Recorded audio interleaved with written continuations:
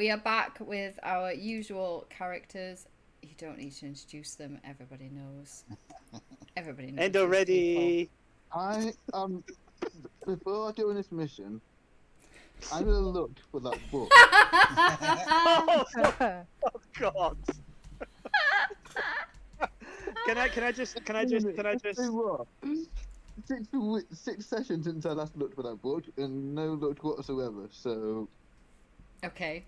So where are you gonna look for the book? Where is Jeremiah gonna look for the book? Why is this happening when I can't use my mic? So you still haven't fixed the mic? Is that we're having an issue here, Roz? The mic is fine. The issue is I have to press like a sequence of ridiculous buttons to turn it on and off. So I've got a new mic, a new mouse. It's a bag of trash. Have on, Dom. Yeah. Okay. I was going to look. Actually, we haven't got a library in the guild yet, have we? So You have not can't go purchased look that. for them. No, you've not purchased the library. Where haven't I looked so far? Where have you looked so far? Yeah. I've looked in the training room, nothing there. Looked in Tide and Endo's room because the doors were unlocked and they may be hidden there, but no luck. I feel like Gideon has like a keep out sign on her door. She's like. If anybody approaches Gideon's door and Gideon is in her room, you can just hear kind of like vaguely sinister eldritch like chanting and kind of see like kind of like black tendrils creeping under the door frame. Yeah, absolutely not. Endo takes a wide berth around Gideon's room all the time with his little hands, like his hands together, just twiddling his fingers as he's walking past. I have a feeling that somebody's played a trick on me, and it's in Taliscar's desk, in the main room up here. So, Oh, the bedroom. No, because Taliscar always locks the door, so it's never going to be there because she wouldn't want me in there. Yeah, because she did say that it was going to be in the area that he could find it, so it's not going to be in a place where he can't. So yeah, I got a feeling it's going to be up around the desk where she sits and conducts business, because Taliscar would not necessarily comment on it to me because that would be seen as, Taliscar liking me for whatever reason. Yeah, she only likes Endo. Sure. And yeah. AD, possibly. I'm sure she liked all of you in your own special ways. Except the pig. Except the pig. Yeah, fine. She would openly admit that she doesn't like the pig. That's fine. And the rescued house servant. I do have a question about old Oink Fat. Just like, because he's invulnerable, like, does he heal from injuries? Oh. Like, how does that work? Oh God. Oh God. So yeah, I never look around in this room around the table. Does it even tell me? That is an immortal pig. Does he even take damage? Is the question, Audrey. Does he even take damage? Well, it says on his thing that he's immortal. Whenever they're reduced to 0 hit points, they die after 5 minutes. The body reconstitutes, and Oink Fat jumps to life. Oh wow! So it's like Terminator. It's like Terminator 2. It just if you turn him into a puddle, it just all comes back together. It's back into Oink Fat. I don't like Oink Fat. I don't want Oink Fat here anymore. I can't get rid of Oink Fat. Never. If he ever dies, I'm doing the Terminator music. I'm just gonna be like. Because I thought Endo would be happy to know that means we've got a fully stocked kitchen. Oh There's no! always chops. There's always pork chops. Yeah, that's right. Because if we're cooking it, it's not going to reconstitute. It'll just grow another leg. Who wants no. bacon Well, today? will it, or will it be some sort of like alien style, like burst out of Endo's Yeah. stomach to like reform as a body? Oh, Endo doesn't want any bacon. Endo is full. Endo Gideon is full. saving Oink Fat right there. or pork, or that's it now, isn't it? Really, potato and pork. Endo doesn't want anymore, so more for the rest of us. No, you don't eat potatoes. They are hidden away in Endo's chambers. Chambers? In his chambers. Okay, so you're searching the desk, so roll investigation for me then.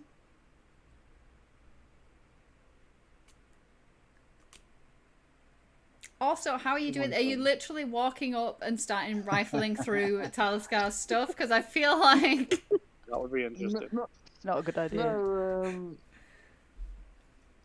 I'm fairly sure at this point Taliscar will have at least heard of my rummaging around trying to find this book. So she's probably just ignoring me as I just casually walk around the room and just glance at what's on the top of the desk and try and see if the book's in there. Book's on there, sorry. Let me just... So I'm not going through like all of her drawers. I'm just Oh, going okay. I was imagining you just like kneeling down next to her, opening the drawer, starting pulling stuff out, and she's just like, "I'm going to kill you now." Let me just. Don't tell me I find it. So all of a sudden he finds something else and he just ends up like down on death saves. To be fair, I wouldn't put it past Taliscar if I suddenly was on death saves. Yeah. Okay, yeah. So you kind of like wander over, like kind of casually like glance your eye across the table.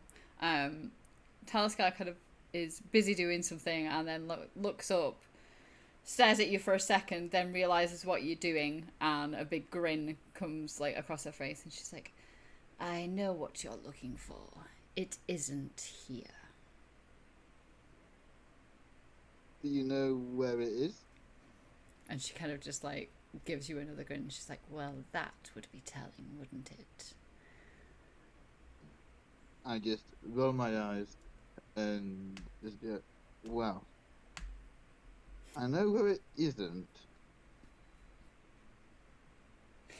Poor Dora. So, yeah, I should like head out of there and be like, "Yeah, okay." Well, once you're finished, could you gather everybody up? I do have a job for you all. Yeah, sure. And I'll just stick my head round and just go, "Guys, we got a mission."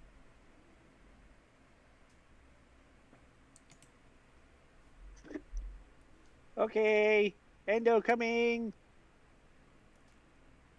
Yeah, I'll be there. Endo, can you let Gideon know? Okay.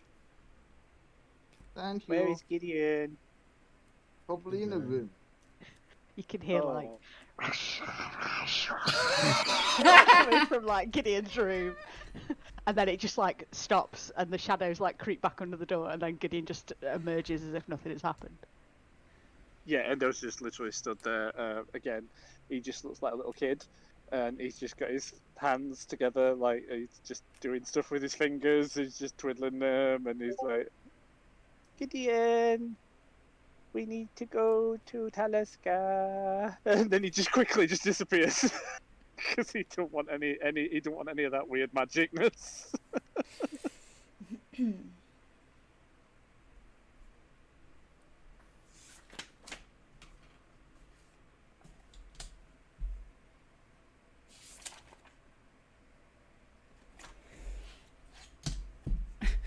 Okay, so everybody is just what are you really? On the furniture, no less. Yeah, Taliscar kind of like looks up as everybody comes in, sees the pig jump up onto the couch, and is like, "No, Gideon, control it." he is just sitting there. He's not doing anything. On the furniture. Gideon just like gestures, and Oinkfat kind of like grunts a bit in a disgruntled fashion, and then jumps off the sofa. Ugh. And like anybody who has a perception over like 15 would see that Talskar makes a note, and the note says clean the sofa. At this, you just see Jimmy just go, oh, crying out loud. What do you want us here for, Talisker? Well, if you're finished slobbing around since you missed the last adventure, except for Airdrie, of course, apparently a ghost ship has been spotted in Waterdeep.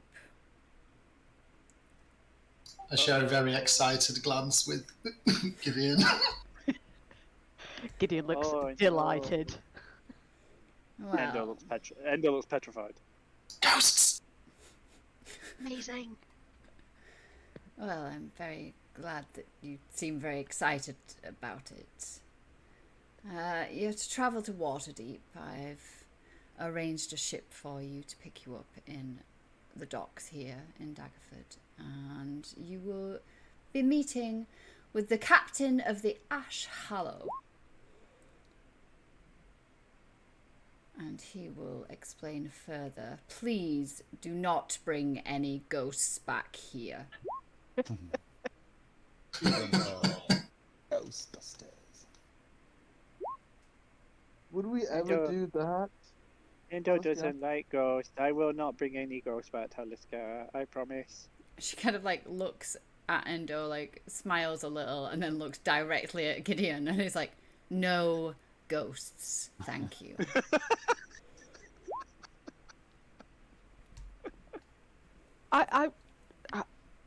I mean, I don't feel that it's fair to hold me responsible if a ghost were to follow us home, for example. But I can promise that I won't consciously bring one. What do you mean they follow us home, Gideon? And Endo's just like looking behind him nervously, like. Well, you know, sometimes they just might take a shine to you. I hope they don't shine on Endo. Ghosts are great, Endo. Don't worry. Well, How long's this job going to be in Waterdeep, do you know? well, how long does it take to solve a mysterious ghost ship appearing out of nowhere and sinking other ships? 3 sessions.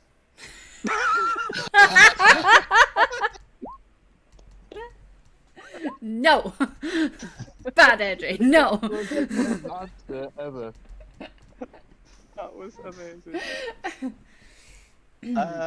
So what was the captain's name, please? Talisker? The captain's name is Thebout. See. Thebout.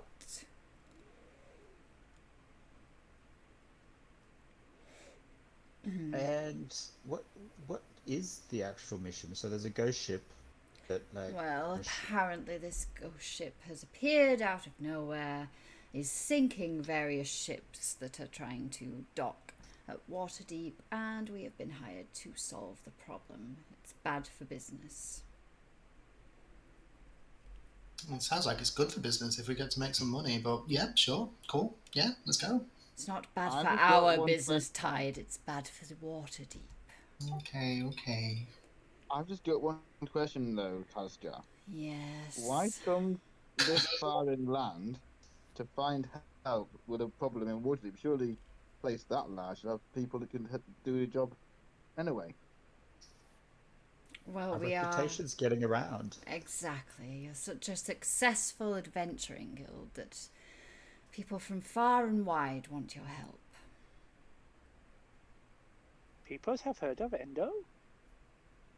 course they have, Endo. We're, a professional outfit. We're very well established now, solving all sorts of people's problems. Endo's like sat on the floor with his like legs crossed in a strange position, and he's just like looking at you, and he like sits up like a little bit. His back becomes straighter, and he's a lot more proud. He's like, "Oh, peoples have heard of Endo. Oh." Either that, or no one else was foolish enough to take the job. Or that. I mean, it's very likely that, to be honest. Let's try to believe that your reputations preceded you, and everybody is extremely impressed with everything you've done so far. And she kind of like does another like fake smile. Well, our reputation is your reputation, eh, Talisker? Let's hope so. And I am so thrilled. Well, you can be on your way. There's a ship in the dock. Off you go. Tide has definitely found a new dealer, new batch. What's the pay like, Talisker? I'm sure they'll tell you when you get there. Well, I mean, adventurers of our reputation, I mean, we don't get out of bed for anything less than 500 gold each. She kind of it like might be something like that. She kind of like leans on the desk and she's like, "Why are you attempting this with me? I'm not the one paying you." Well, it's usually, I mean, I the more we get paid, the bigger your cut. I would have thought you had some interest in finding out how much they might pay us before you send us places. You don't just send us anywhere, do you, Talisker? She kind of like takes a bit of a breath.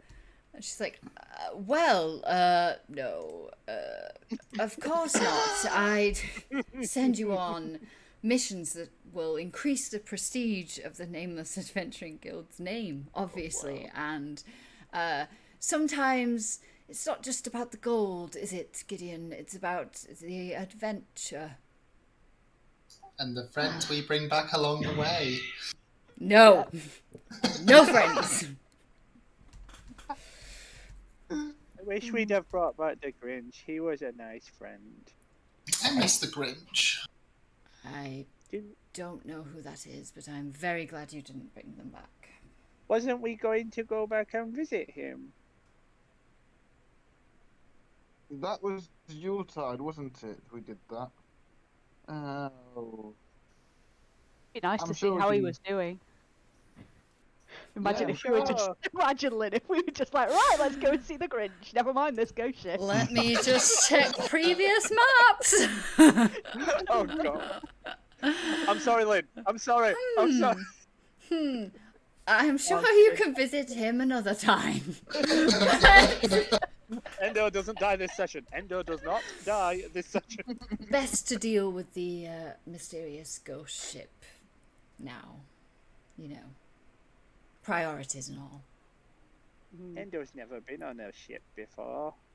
Has anybody been to Waterdeep before? I hear I hear there's all sorts of things there. Windmills, secret things.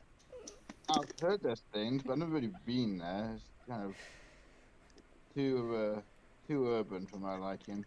Yeah, not to my liking. Far too many people. Off we go on a side quest for Waterdeep Dragon Heist. I once worked in a windmill on the outskirts of Waterdeep, but that's odd. Was it owned? But no, I'm not. Sorry, I'm not going to ask if it was owned by Teddy and Toddy. I don't know those people. No. Okay, let's move on. No, it absolutely was. It was owned by Teddy and Toddy. I will just go and get my stuff. See you guys back here? Sure, yeah. Is he still looking for that book? Probably. I don't think he's going to find it. Whoever hid it, do you keep moving it somewhere new? Like, moving it to places that he's looked after he's looked there? Because that could be quite fun. A minor illusion from nowhere just says, no, you just can't find it. So yeah, I just return back to the group and be like, yeah, okay, got my stuff. Jeremiah, do you need Endo's help to try and find your book? Yes, after the mission, yes. At the moment, we got a ghost ship to deal with, so Okay. one thing at a time. Maybe Oinkfat could stay here while we go to Waterdeep, and Oinkfat could have a look for it. That'd be all right, wouldn't it, Talisker? Oinkfat just sort of roaming around while we're not here looking for the book. I thought he was very. Isn't he very special to you? I'm sure you'd want him with you. What if something happened to him, or he died or something? Talisker, he can't die. There's quite literally no way to kill him. Oh, I'm sure I could find a way. And Endo's face just drops it. What do you mean? He looks at little Oinkfat. I mean, you never know. There could be a way, and of course, we wouldn't want to risk anything happening to dear little Oinkfat, would we? Oh. So definitely take him with it. Plus, he could be useful on the ship if you need a pig. Not really sure that trotters are the best kind of for navigating a ship. Feels like it might be quite uneven or might involve climbing. Well, He can sit on my shoulder. if you don't want him, I can rehome him while you're gone. That's No, fine. no, Talisker, no. I didn't say anything about rehoming. I just said that he might like to stay here while we. It's okay. He can come with us. He's coming with us. No, actually, yes. Let's leave him here, like you say, on a ship. He may get seasick or something. Leave him here, and I'll take good care of him. Gideon just picks Oinkfat up like under like kind of like he's a rugby ball like under her arm and just starts like marching towards the door. Endo turns to Audrey and just goes, Audrey, what's seasick? Something you won't have to worry about, I'm sure. Oh, okay. Endo troddles off to the door, following Gideon. Troddles. I like that. I like that word. I've never heard that word before. What? Troddles. Well, it was a mixture of two. Toddling and trotting. I got the trotting from the pig because Gideon just mentioned trotting. So, no, I imagined trotting when she was saying that he was walking on a ship because he has trotters. Okay. So, as you leave the Nameless HQ, everybody would just hear like Talisker just let out like a long like as you've gone, just relief, just utter relief that you've left the building. You guys know your way around Daggerford now anyway, so head off to I can't remember who wrote these these things on this map. I'm gonna guess at Tide. Curious. I don't know why. Wow. I don't know why I would guess at Tide, but Yeah. Seems like an accurate map to me.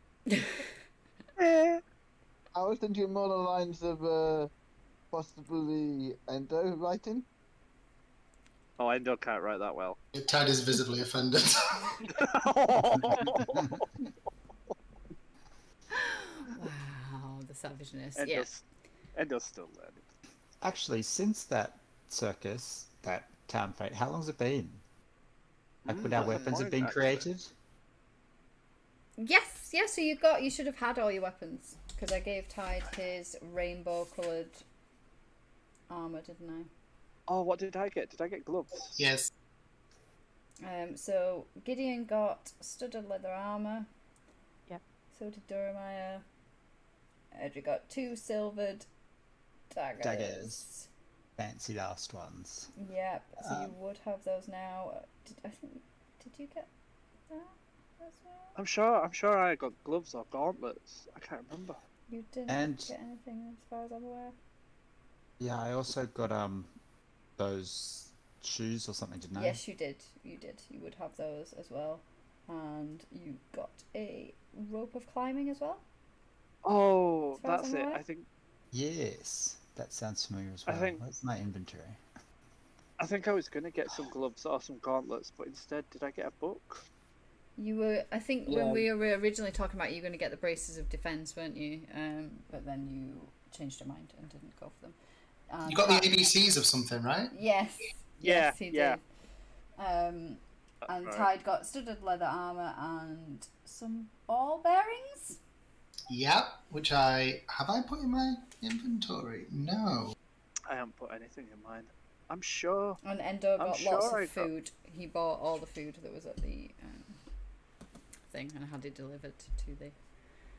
Oh, you'll have eaten that by now. So there is no circus anymore. The circus is gone. I could have sworn I got gloves or something. No, I have nothing written down for you. To add those silver, how would I search for that? Would it just be silver daggers or? Put daggers in and just dagger. silver. Yeah, there should be. Go to my section. Yeah, if you start typing dagger, then you should have the option to add silvered ones on. Or silver dagger. Yeah, it doesn't come up as an option. It's in customize in the weapon. It is there. It's in the.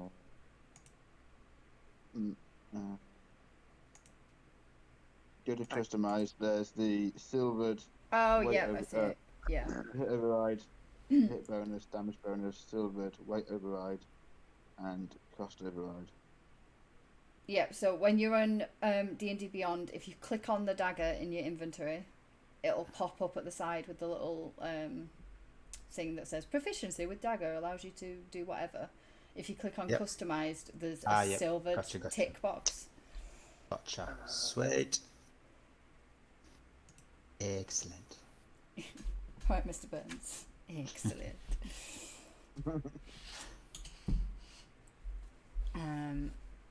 So everybody would be familiar with Daggerford now. You've been here quite a long time, so you would know that the port is over here.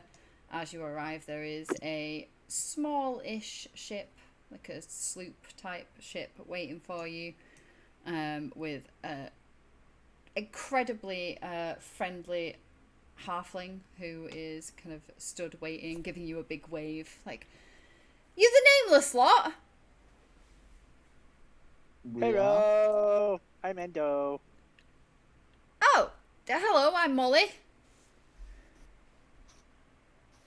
You here to take us to Waterdeep, perchance? Yep. Hop on board.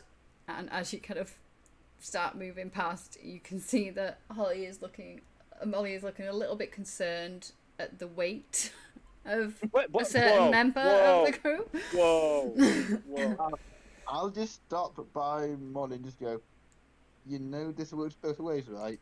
The further the boat is displaced, the more stable it is in seas. Uh-huh. It's gonna be fine. Everybody on board. Endo's a bit hesitant to get on board. He's a bit nervous. He's never, ever, he's not even really swam. Even as a child, he's always been inland, so he's a bit apprehensive and stood on the pier, like shaking his hands like together a little bit, like, what does it feel like? Endo, follow me, and it'll be fine. There's no difference when it's docked. It's just when it's sailing, you get a slight difference to it, but nothing major. It's like standing on a seesaw. It's great. Okay, so it's safe though. Oh, perfectly safe. Of course it's safe.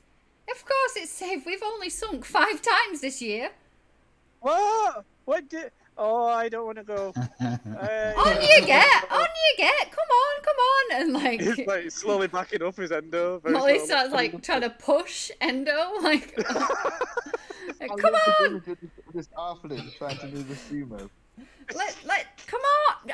I've got a schedule to keep to. Come on! Endo, So like, Endo, Endo looks at Audrey, because that's the voice that he's not heard much of, or Gideon, and he just looks at them two and he's like, is it safe? You'll be fine, Endo. Just don't go too close to the edge, and you'll be alright. I'm sure it's fine. Molly here looks like a very capable sailor. I mean, five times a year is quite low, actually, Endo, for this sort of thing. So, I'm sure we'll be absolutely fine. Oh. Okay. Okay. If you like, you can. I'll hold your hand as we go on board, so you know hold on to each other, know it's safe. When you said that, he just slowly reaches out his hand to Duramaya and Gideon, and he's like, "Oh, okay, if we're together, that should be okay." I like reach back for your hand, like I'm gonna do it, and at the absolute last second, I cast Mage Hand, so the like skeletal hand kind of like appears around mine and like grabs onto you. For a second, Endo doesn't notice. He's just happy thinking that somebody's holding his hand. Does Duramaya hold his hand? Yeah, Jeremiah will be holding your hand. Yeah. Molly's still trying to shove like from behind. Like, come on! Endo just sees this skeletal hand as he looks down. He's like, ah! And he just runs past them all, and just runs onto the ship, shaking his hand in the air like, ah! And he's just sat in the middle of the ship, just like with his hand in front of his face, far away from his body, and he's holding his forearm with his other hand. He's just mesmerised by his hand now. He can't believe his hand touched it. He's like, just sat there quietly. I just wave the mage hand, like waves at Molly, and Gideon just shrugs and goes, "It works every time," and then follows him onto the boat. Yeah, I'm just stroll. You can't just stroll down the quay and onto the boat. Be like, yeah,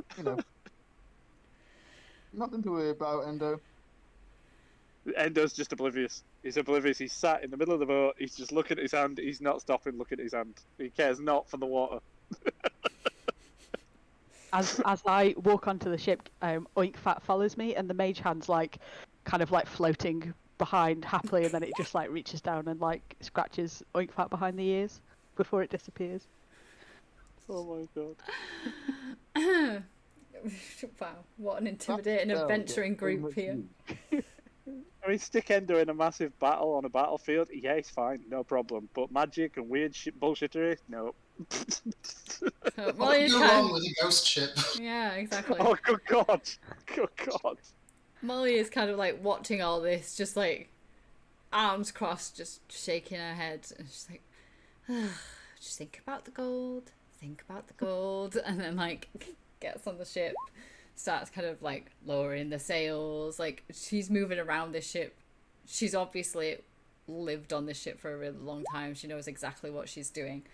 Starts kind of like raising the anchor. It's taken her a little. She's like, any help would be appreciated. If you can. Yeah, I'll come over and help.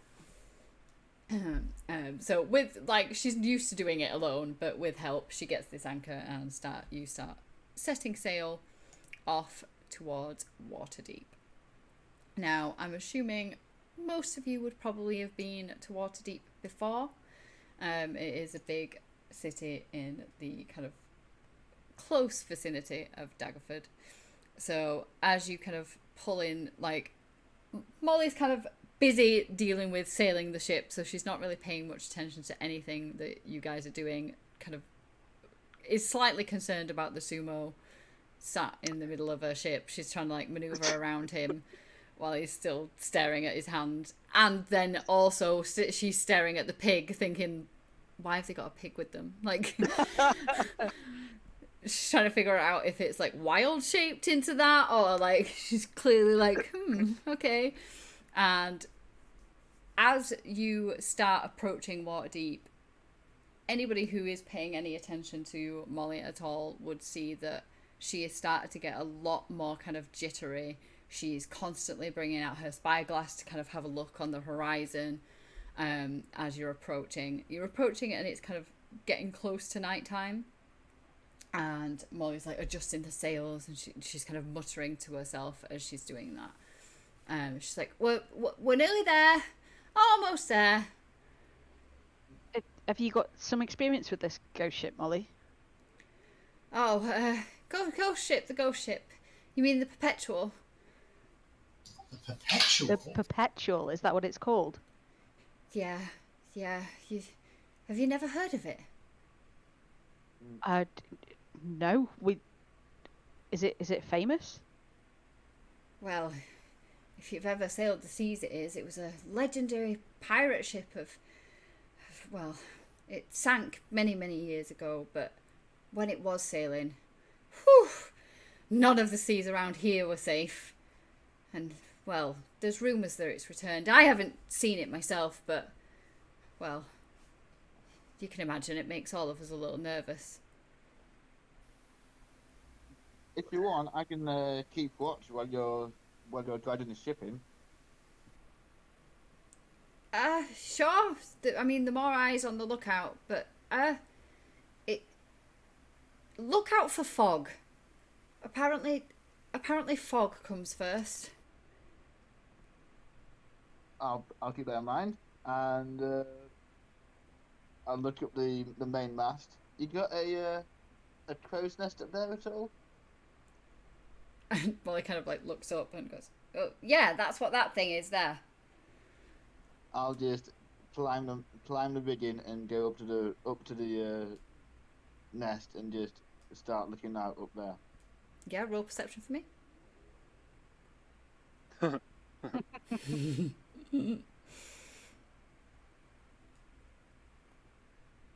One of my better skills. And a bad roll. Wow.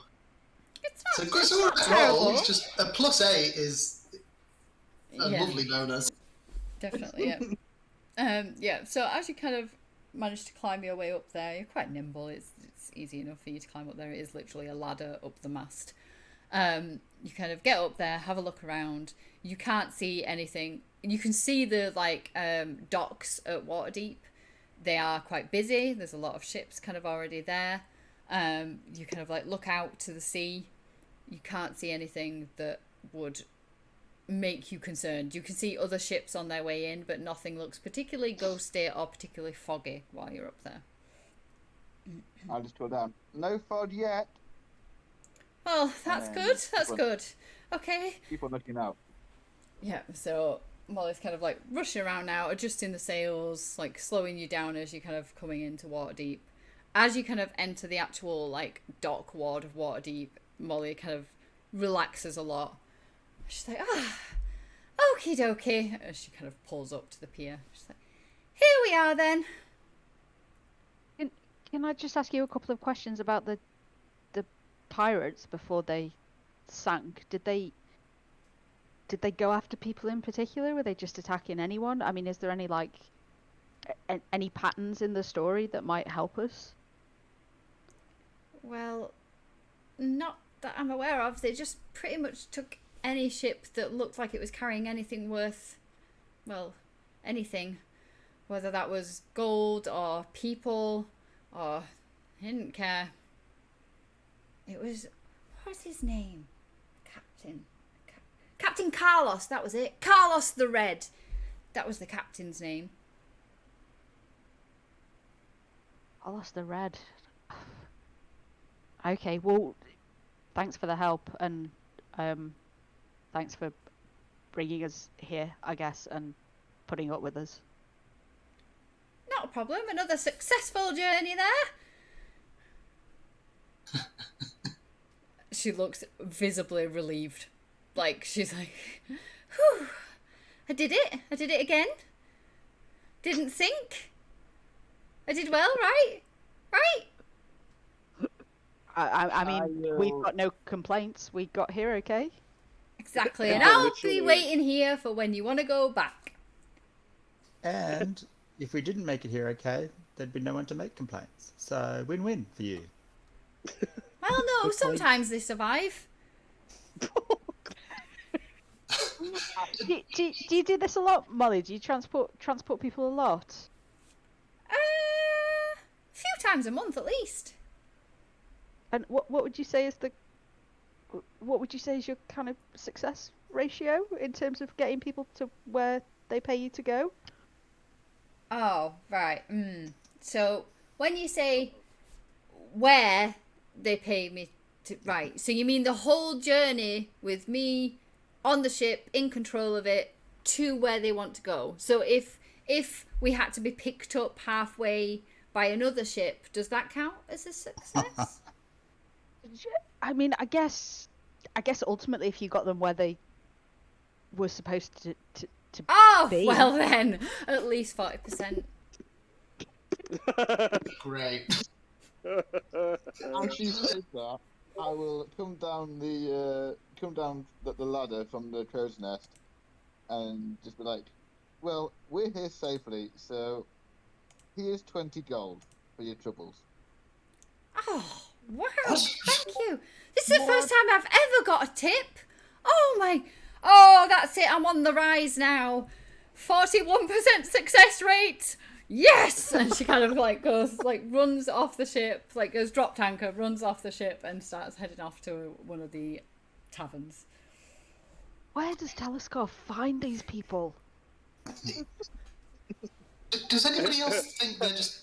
I feel like Taliscar's sometimes just actively trying to lose us. As you guys are saying this, Endo's just like mesmerized still with his hand, walking past you all, still like shaking it, just like trying to figure out what happened. I make the mage hand just poke him again. Oh, good God, stop.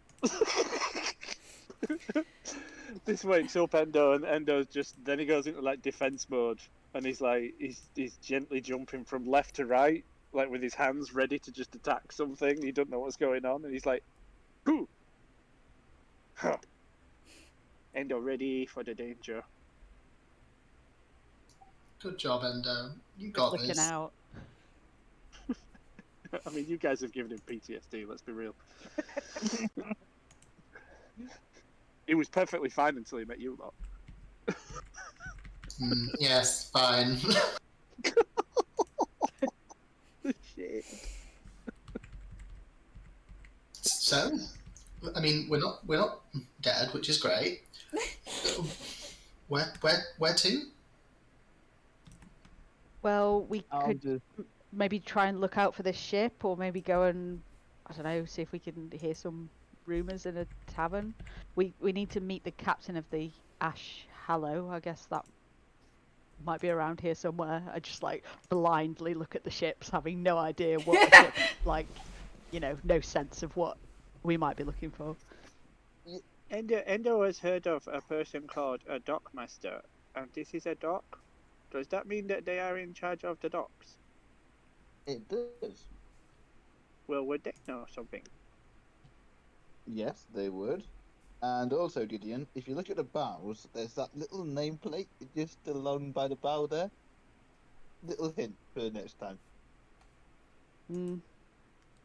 Seems boring. And with that, I'll just head down towards the actual dock and towards the dockmaster's office. Okay. What's everyone else doing? Endo would follow Durhamire. Quietly. Quietly. Okay. Boom, Still boom, a bit. boom, walking. Still a bit, Yeah. still a bit traumatized. Literally, just boom, boom, boom. Okay. Anybody else? What's everybody else doing? I will. I mean, I'm gonna follow, but I'm also like really want to know if Talisker is actually trying to just shake us off. Can I like look at my tarot deck and like try and, I don't know, do an insight check or something, but for flavour, like check my tarot deck and just see if Talisker is actively just trying to get us killed. Yeah, roll insight. It'll be at disadvantage because you obviously can't. You're not in Taliscar's presence currently. That one, baby. Oh God. You are pretty sure that Talisker loves you all and wants you to succeed at everything. I I skip back towards the gang. Just happy and steady away. Is this the curse? My tyrant skills are shot. Yeah. Okay. And Edry? Gideon? Adri's following, but she's going to have one of her hands on her daggers because last time she was in Waterdeep, someone tried to pickpocket her. So she is ready to just cut someone's hand off if they try to get. Okay, roll perception for me.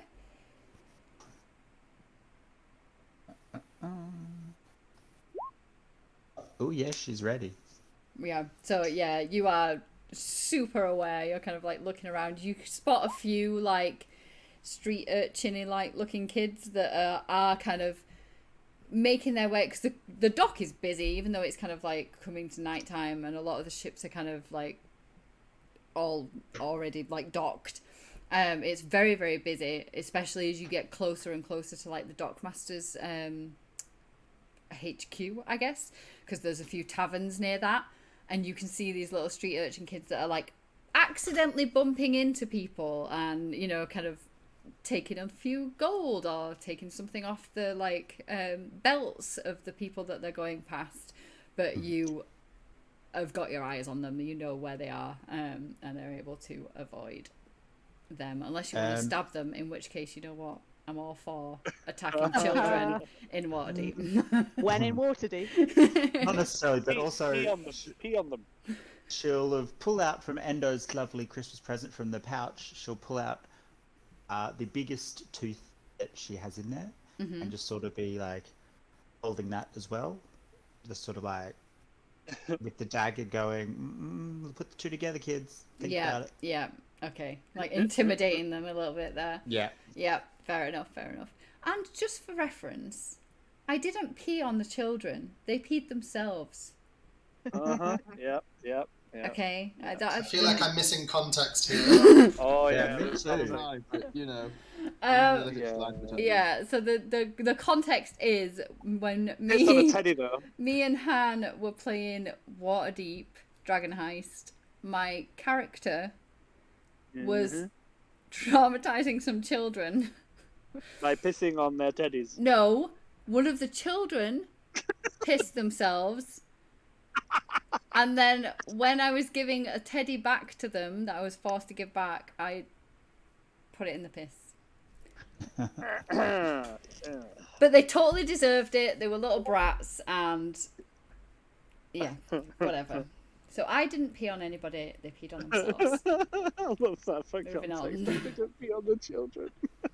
Excellent quote. So as you head towards the Dockmasters building, there is a kind of quite burly looking human man kind of with his back to you, shouting directions at people who are kind of moving some merchandise or some big boxes inside the building.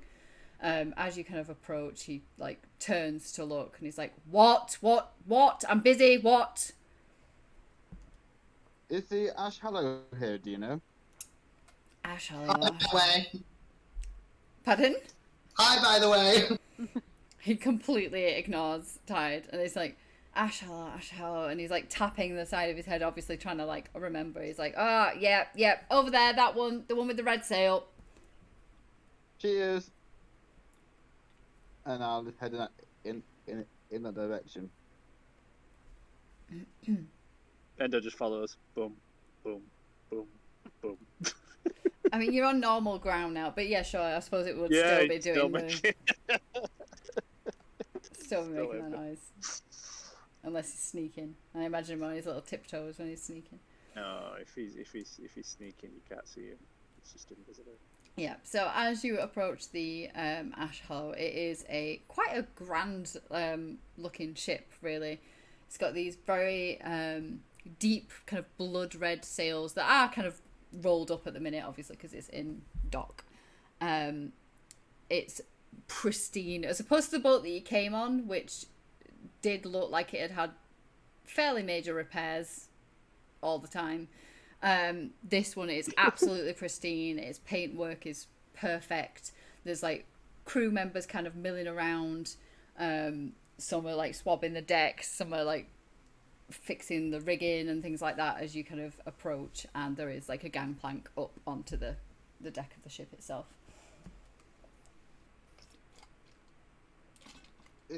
I will have a look up and can I see if the captain is near the deck edge, or is it if he's actually like further back on the boat and I can't see him at the moment? So as you're kind of glancing around, knowing like everybody would have some kind of knowledge that the captain would probably look a little bit more refined than the guys that you can see. The guys you can see are clearly, they're in just literally white shirts, black kind of like 3/4 length pants. Some are down on their hands and knees scrubbing and things like that. They're all doing the like menial tasks of the ship, so you would hazard a guess that none of these are the captain of the ship that you can see. Yeah. Right, I'd be like, ahoy, sailors! Any is captain aboard? So one of them kind of like looks up from where he's scrubbing the floor, and he's kind of like, yeah, captain's on board. Who's asking? Nameless guild? He kind of just looks at you blankly. He's like, that's a weird name. It's a weird face. Go get him.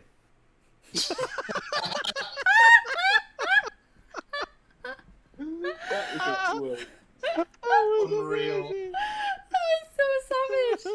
The guy looks like visibly hurt. He's like, oh, all right, fine.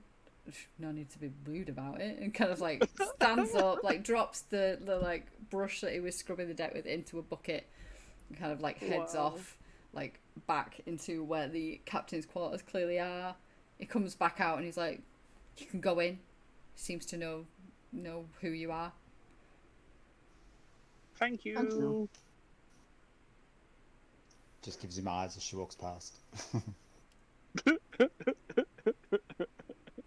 Kind of like, it's just kind of like stood like glaring after you, but not in like a super confrontational way, just in like a Shocked. yeah, just like a what the hell, like what's that about? Yeah, like, before like and then like getting back to doing what they were doing. As you enter the captain's quarters, it's not like overly extravagant, like it's not all like everything's gold or anything, but it clearly is a very well kept area.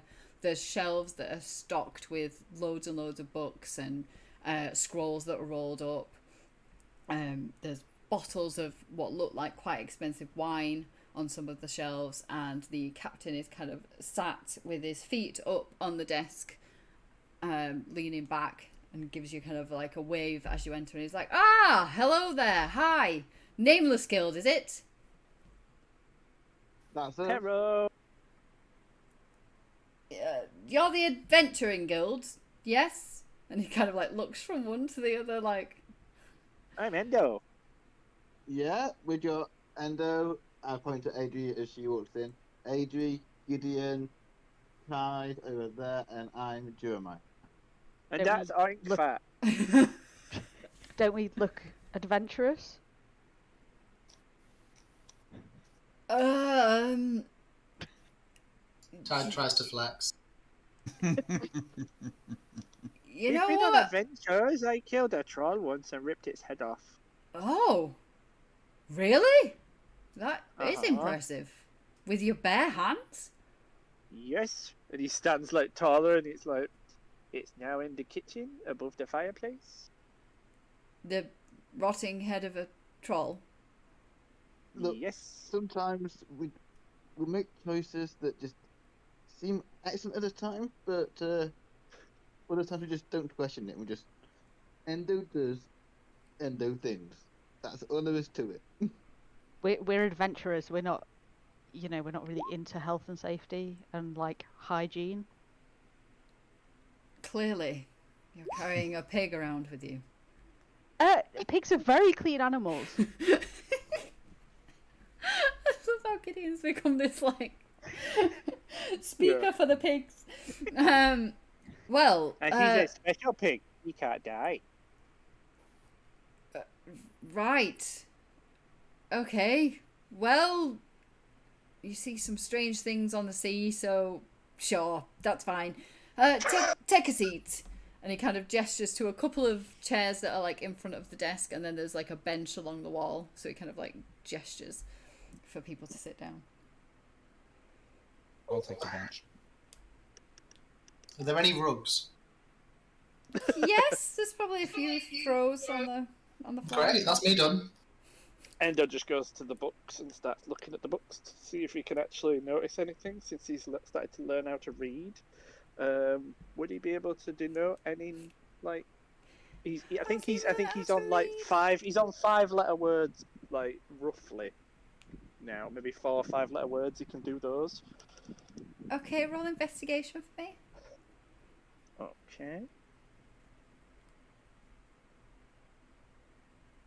Because obviously he wants to learn and he's very curious about the world. Nice. It's not magic. That's a nice roll. Yeah, so as you kind of It's good to be back with Endo. as you kind of like glance across them, you get the general idea. There's a lot of the sea kind of like titles, or like the coasts of whatever. Like, it all seems to be about shipping and sailing the Water and seas, boats. and yeah. Right. Okay. Fair enough. Yeah, I'll take a perch on the bench and let the rest of the guys sort out who wants to sit in the chairs. Okay, who's sitting in the chair? If you say oink fat. No comment. Is there a little stool for him to sit on? No. With his legs crossed. That would be amazing, actually. Yes, there is. Right, he's kind of just sat watching you now as you're kind of each trying to find a place to sit.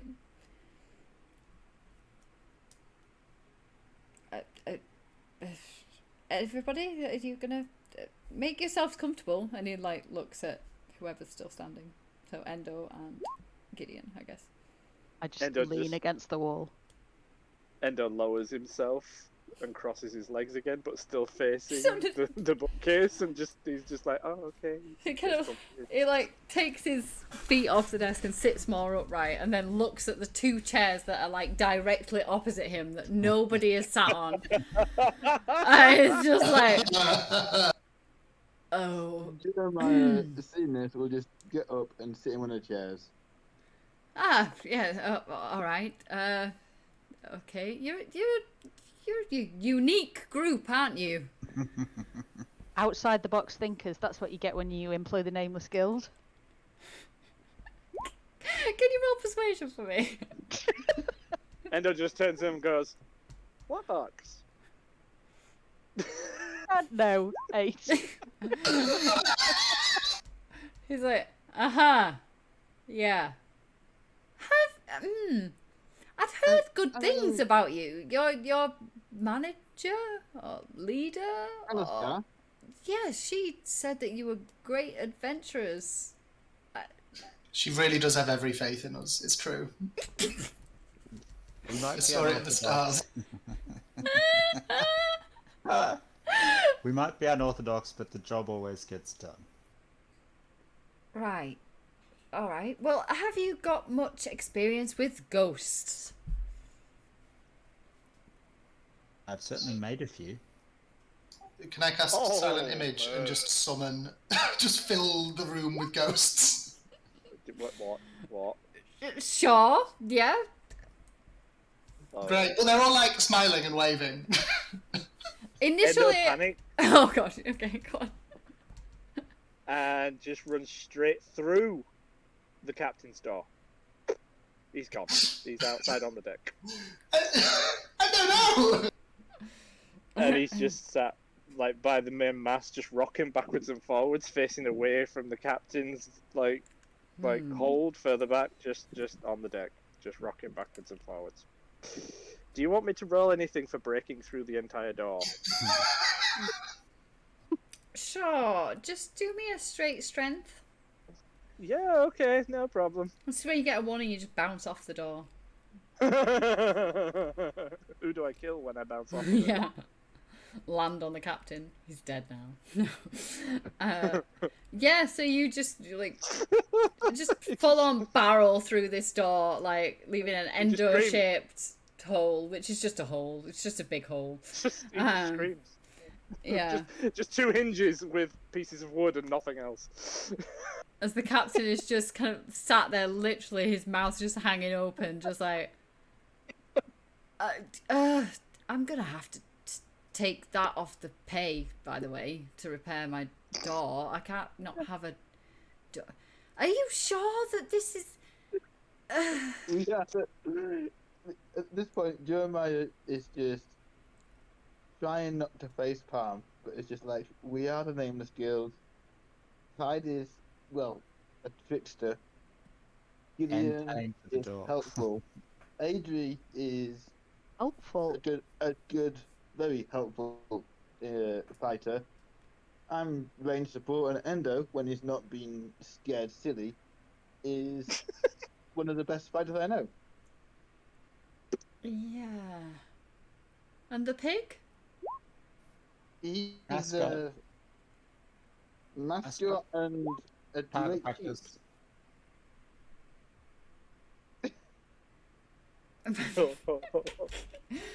Well, okay. Well, sure. I guess needs must. Well, so you know why you're here then? No Yeah. ship. All of the ghosts nod in unison. Okay, if you could get rid of those, that would be helpful. The ghosts all like hang their heads and just all file out of the office, just like one by one. Not What- towards what- Endo. Well, it only goes 15 feet, so I imagine Okay, they'll okay. just vanish as they get. Oh, to Endo's the gone wall. further than 15 feet. Yeah. Oh, he's gone further than 15 feet. Thank God. Well, yes, so the Perpetual has risen from the depths. And you guys are gonna deal with it, right? Yeah, we will. He kind of like looks at like Jeremiah, like kind of like raises an eyebrow. He's like, right? We've been through a mind palace. Ghost ship should be not quite a stroll in a park, but should be relatively straightforward compared to a mind palace. Well, We also met a green guy once. a green guy. Yeah, he was what do you call him? What do you call him? The Grinch. Do you know him? No, should I? Probably not. Well, Anyway, the point is we get results. So if you point us at that ghost ship, we will sort that ghost ship out. How do you want it sorted out? well, we'll. Do you know anything of the Perpetual? Have you heard anything? I know it was sunk a long time ago. Yes. Is We know that- they were pirates. Yes, and he's kind of looking a little bit more like positive now that you're like showing you do know something. He's like, oh, yes, they were. And the captain. Carlos the Red. Red Beat. Exactly. Red Beat? Carlos the Red, that's it. Yes. So you know quite a bit about them then. We do our background research when we take jobs. Yes. He looks genuinely like impressed. He's like, oh, well, okay, well, fantastic. Well, I'm offering 500 gold each. And I'm gonna need you to go to Pentagon Cove. Pentagon Cove. Where's that? Yes. It's about a few clicks from here. It's well, that's where the Perpetual used to anchor. You see, that's where their hoard was kept, and they've been sighted for the past few weeks now. Most recently, 2 days ago, just a few clicks north of here. The ghost ship hovers above the sea and sinks wealthy-looking ships. The last it sunk was a noble vessel that was en route to here, actually. And rumours have it that they've kidnapped a young woman. So, go to the cove, save the woman. What woman? What's her name? Not Molly. Molly? No, I've never heard of a Molly. Her name's Matilda. Matilda. She's the daughter of one of the nobles here in Waterdeep. He's quite anxious to get her back, and well, I offered to help as well. We'll sail you to the Pentagon Cove, but we're not going in there. Do you have a rowboat we can use to get ourselves in there, or you need to just near land and then we can stroll in? Sure. Yeah, we've got and he kind of like looks at the big hole in the door, and he's like, got a couple of rowboats you could take. Okay. Does it? Me? How much weight does it just have? I mean, weight-wise, kind of. Are they big boats? Big rowboats? Well, I mean, they can normally hold around 8. So, you know, your friend couldn't... Basically, would be 2 boats that we'll need in that case. Yeah. One for, like, Endo and someone to join him, and the other one for the rest of us. Yeah, that might be a good idea. He's not really got the body of a sailor. He's a great fighter, though. Trust me, he can take some damage. Sure. Just not psychological. I like that. This is the background numbers. Well, anyway, so your mission, should you choose to accept it, is head to the cove, clear it out of ghosts somehow, save the young lady, and bring them back. And he kind of just smiles. He's just like grinning. Like, easy, right? No problem at all for the brave adventurers of the Nameless Guild. Gideon, are you okay? They said that they would pay us 500 gold each. We need to sell this. Oh, okay. I just muttering in a Tide's ear. So what I get for calling her helpful. You got this, Gideon. You sell it for us. The captain kind of like Aren't looks. you supposed to be the board? Yeah, looks towards Tide and he's like, "Sell it? Why is she overselling you?" No, she's underselling it. If anything, I just think she can give more, so much more. We're such a great guild. Mm-hmm. Can you roll deception for me? Oh. Can I? Am I helping? Sure. Yeah, I imagine like Gideon kind of stood there grinning, like nodding along, like yeah. Should be interesting. Yeah. Okay. Yeah. So he kind of like is like, oh, you're underselling. Well, I mean, I really shouldn't. Appearances aren't everything, are they? No, quite right. And in fact, we like to be underestimated. You know, gives us the upper hand.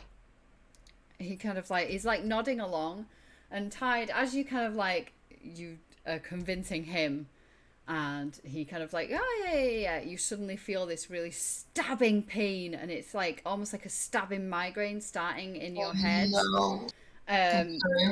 And it kind of like starts behind your eyes and then spreads all the way to the back of your head, and then suddenly fades away. Can you take 3 psychic damage, please? Wow.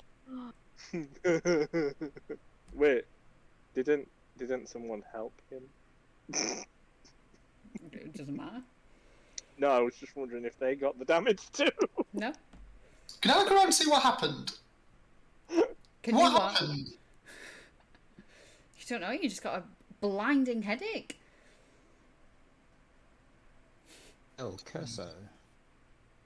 I don't think Tide took that curse seriously. I don't think I'm even thinking about that. You're gonna know. Oh, weird. Does Yeah. Tide react to this in any way? This blinding Yeah, headache? I think. Can I try not to? Like poker face style. I don't know what poker face roll is, but sure. Can I? I guess like a constitution check to like hold your like against the pain. Check or saving throw? Or they're the same anyway. Yeah, just either. Is this Talisman? Jesus, guys. Oh, I collapsed to the ground. Wow. Is what is he all right? Yeah. Mm-hmm. Nothing. Just hairball. Hearing someone fall down. Endo Can actually, you roll like, deception again, please? No. Hearing someone fall down, Endo snaps out of it and he comes running back in because Mhm. obviously he's heard one of his friends has fallen, and he's just like, Tide, what's going on? Okay, so as you're like, oh, nothing, hairball, and start like doing whatever the heck that noise is, like gipping, I guess, I don't know. The pain starts again, and this time it's even stronger in your head. It feels like someone's just kind of like stabbing into your brain for another 4 psychic damage.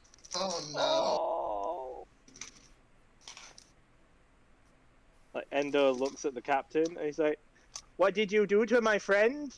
And he gets really annoyed. I have done nothing. He was talking and suddenly this happened. Apparently he's got a hairball. This doesn't happen when you talk to other people. Just you. I don't know what to say. Does he get hairballs often? Endo just stamps both his feet and legs and he slaps his legs and he's like, "What did you do to my friend?" Endo, I'm sure there is something going on that we haven't quite worked out yet. Okay. If he hurt one of us, I will be very displeased, Duramayer. Does he look like he would hurt the people he's employing? I don't know. And he just like leans forward, squinting his eyes, looking at him. You kind of like the captain's just like, I don't fully understand what's happening here. I don't know if perhaps it's best for you to head back to Daggerford. You've Would we? employed us. We're here to do the job. We'll get the job done.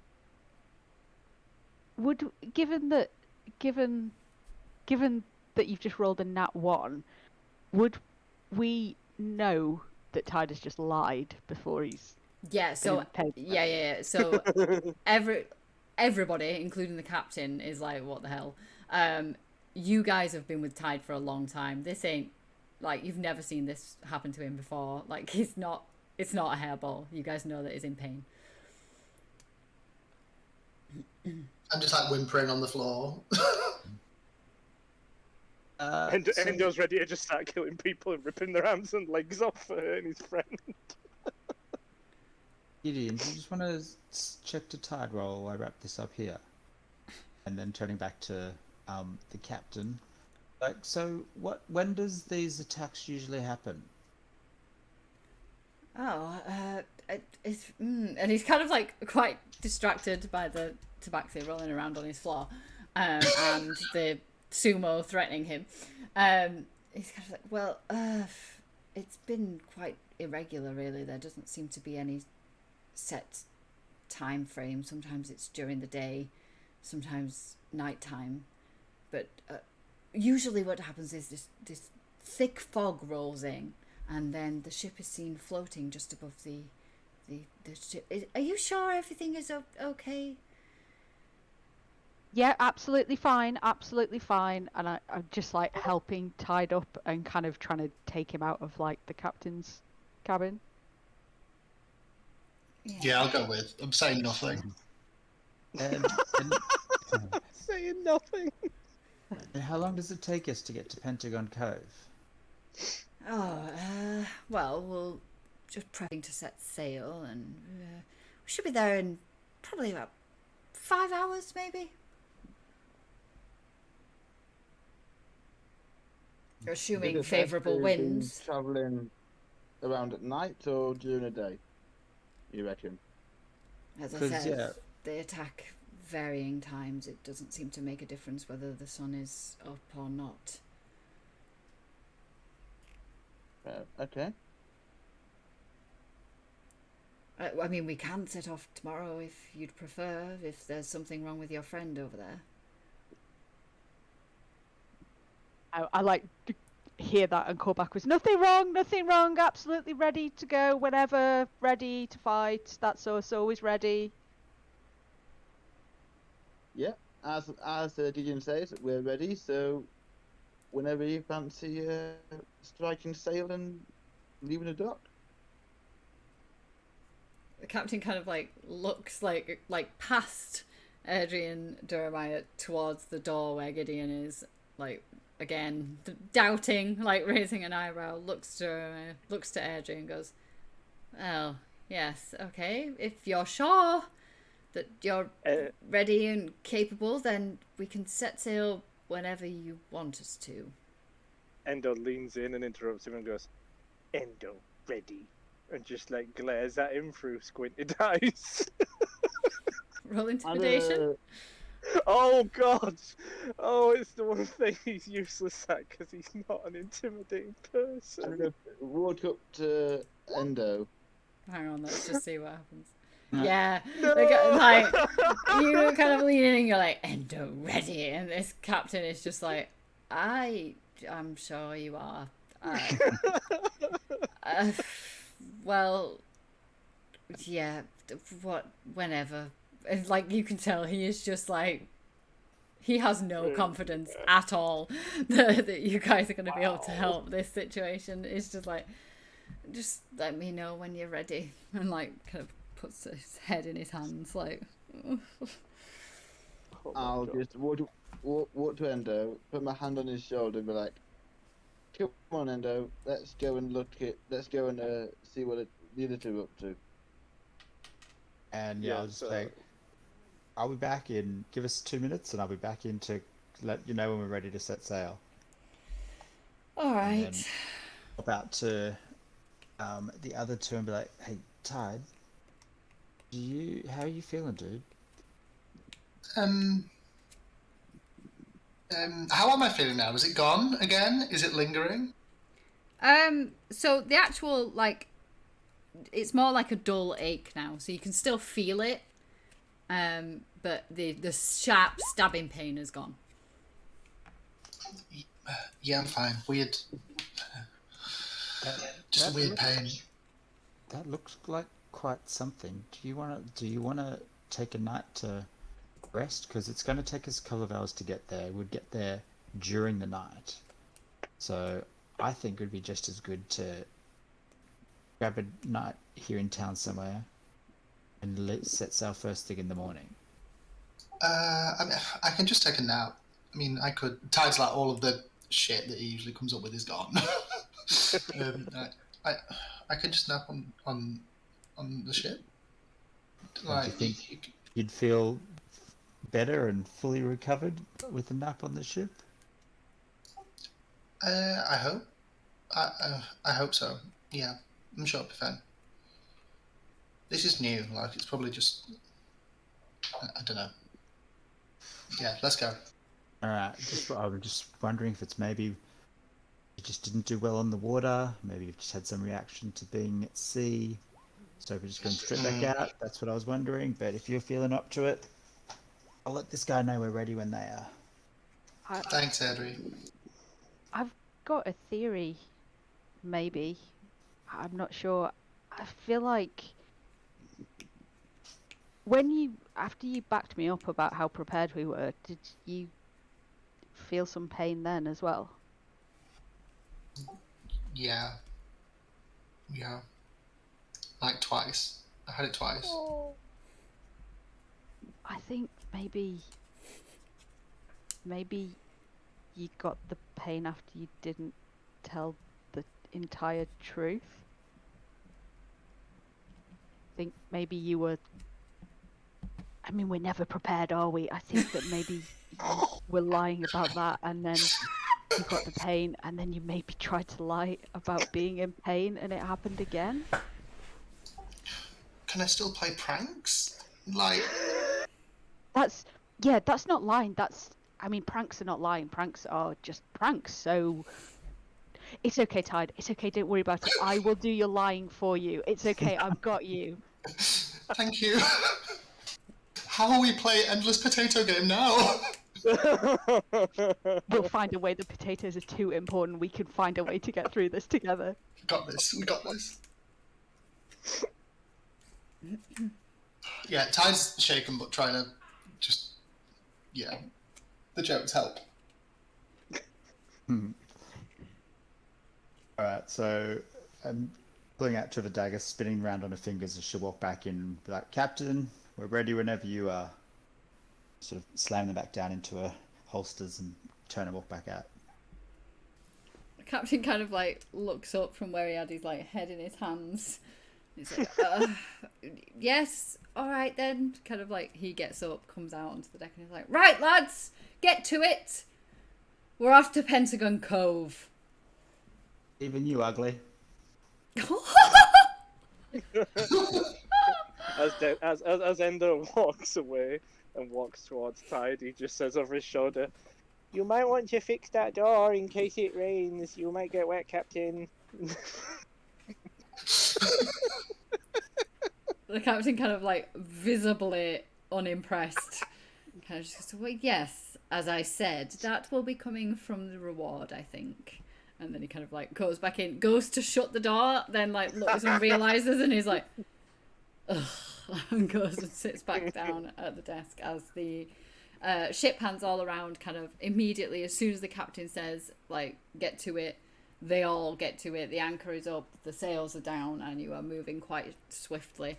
You can tell that this is a well-oiled machine. These guys know exactly what they're doing. Everybody has their job and they're all doing it as you are kind of pulling out of the docks in Waterdeep and heading off into the ocean. My god, this map is like super blurry for me. There we go. There we go. So you will all recognize this. Obviously it's Sword Coast. So you guys are up here at the minute, and you are heading up to these kind of like islands up here as far as you can tell. So you're staying quite close to the coast. You're not going massively far out. What are you doing while you're sailing? Because you're going to be sailing for about 5 and a bit hours.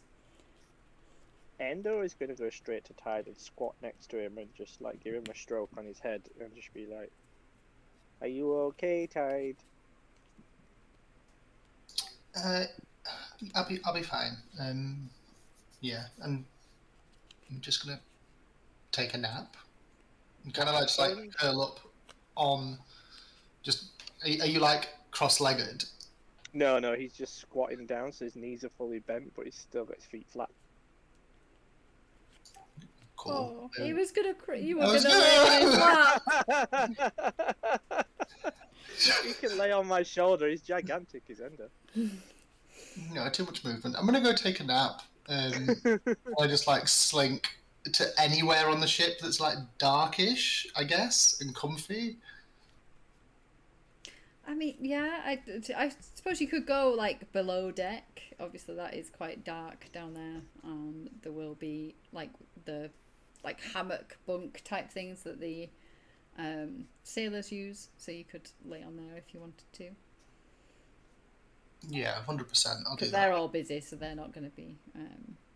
While he does that, Endo's just gonna like walk to the edge of the ship very, very sheepishly, and the edge of the ship, so he could just see over and things.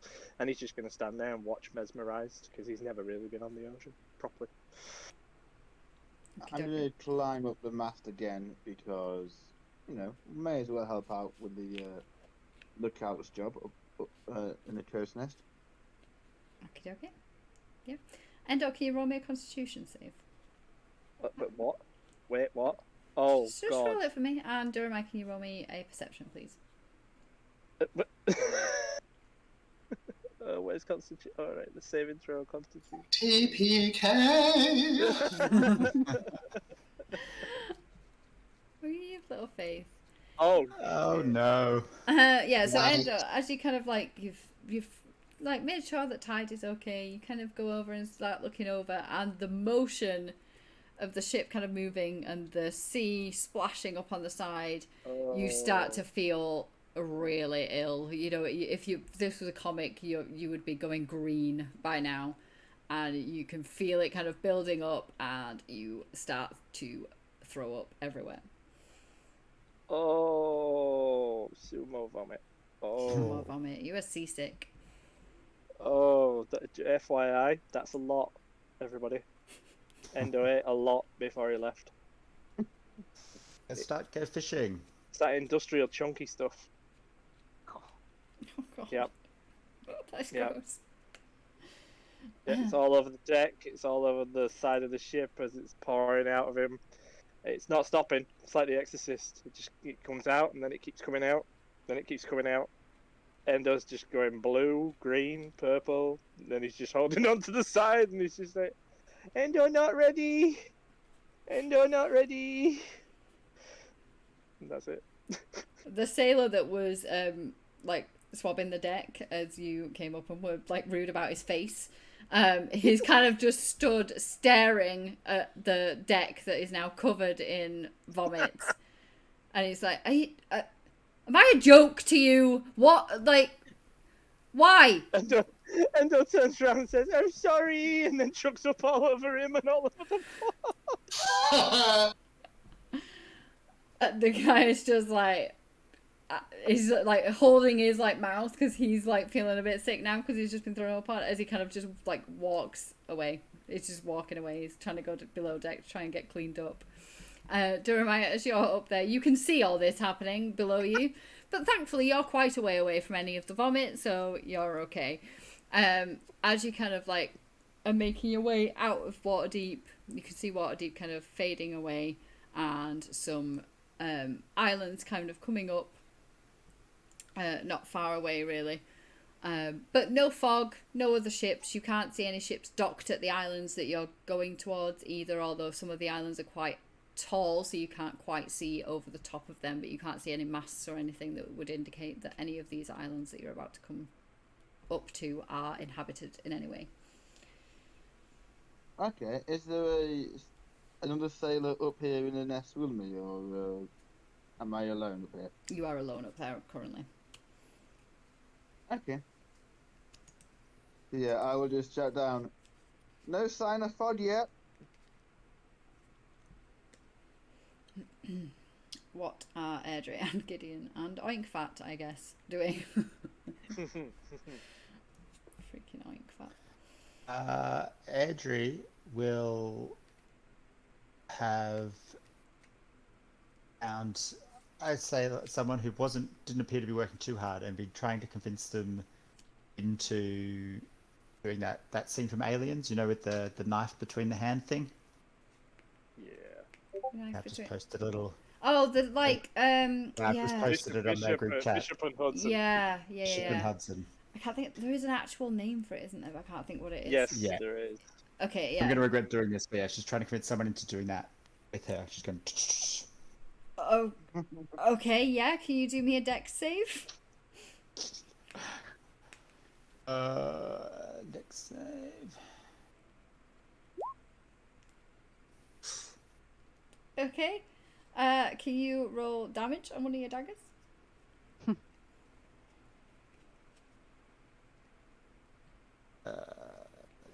Sorry, I'm clearing.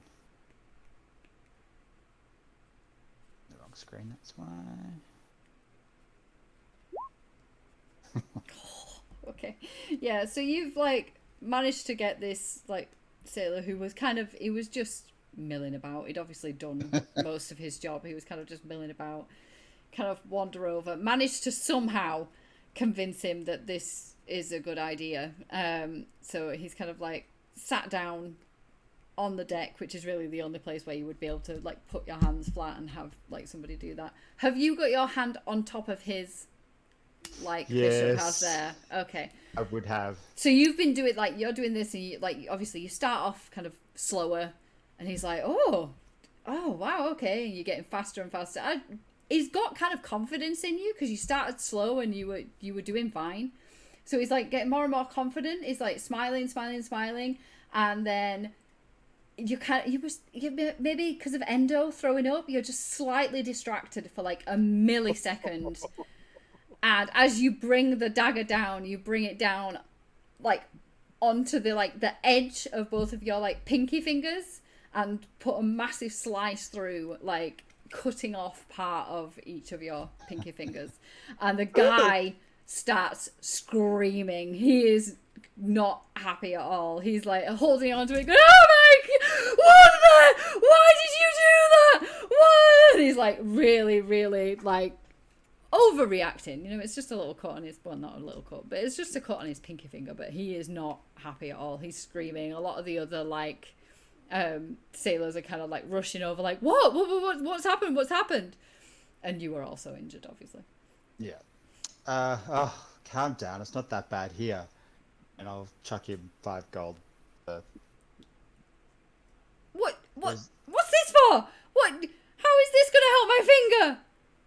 It's still attached, just here, wrap it up and buy some whiskey.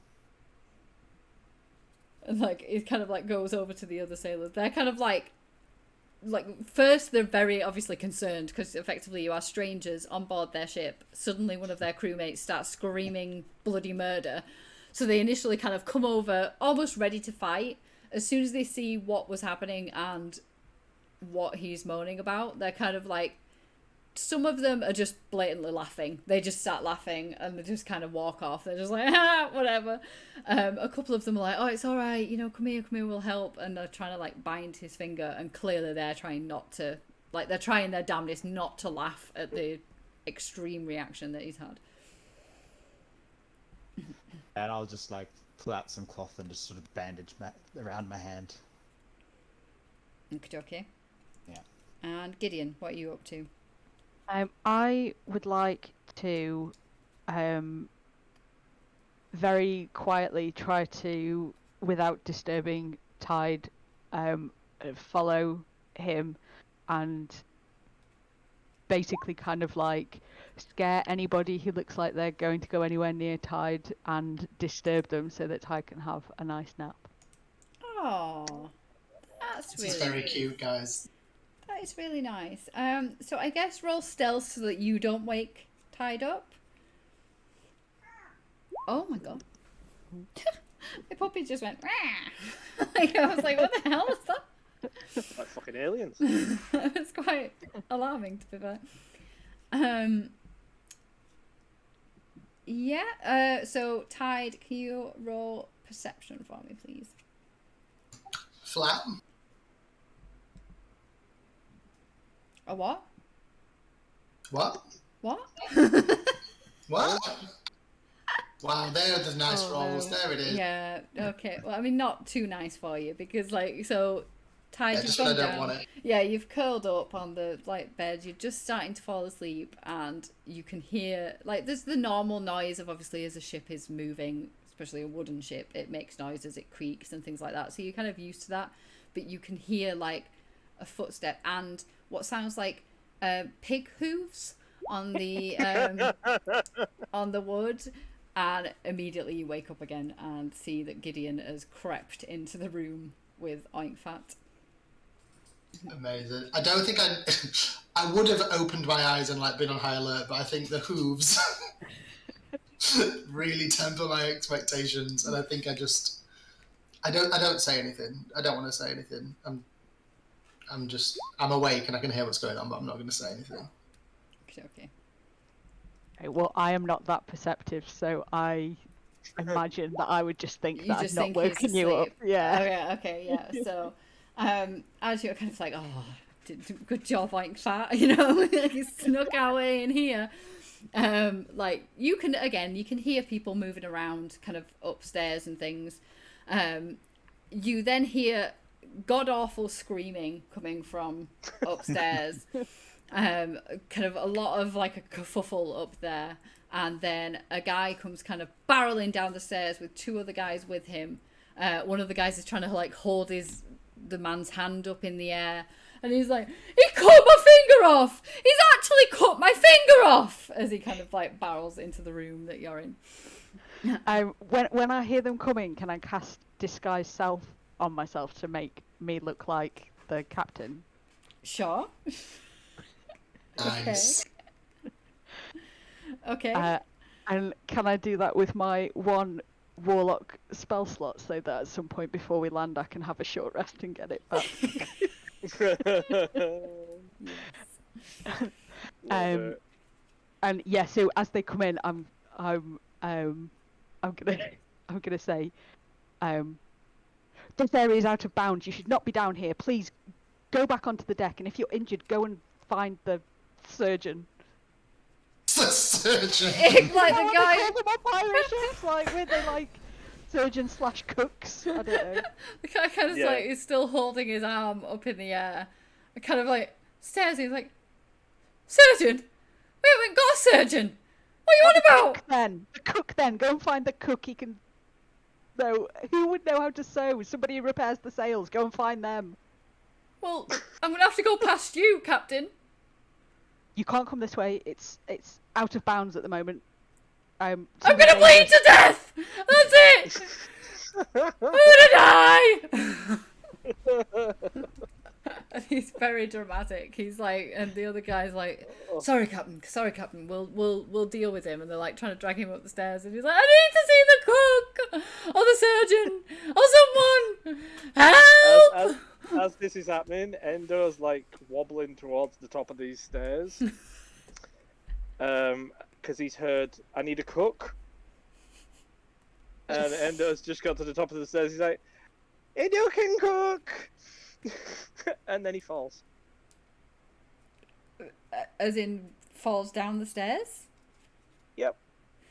Would I mean, if it's a ship, is it not like, you know, like a hatch below deck? Like, would Endo fit? The shade.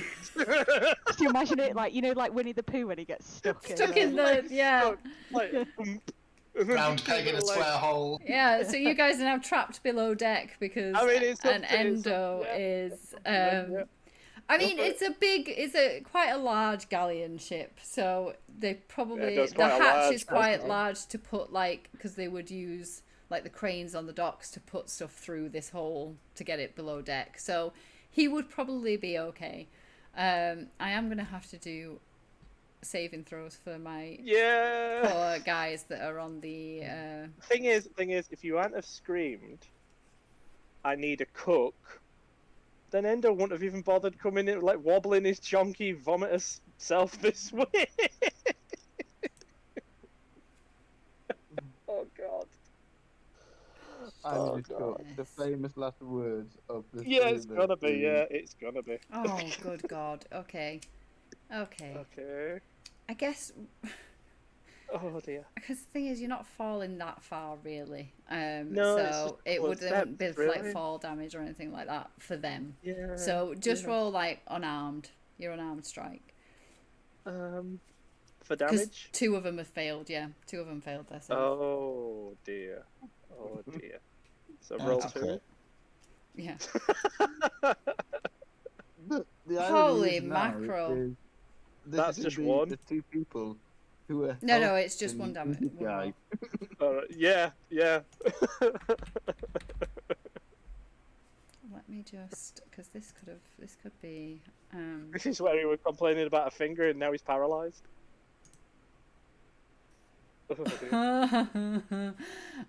So you killed one of them.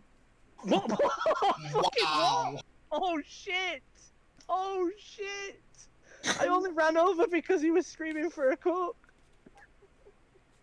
Oh shit! How much is that gonna cost? Yeah. So Nick,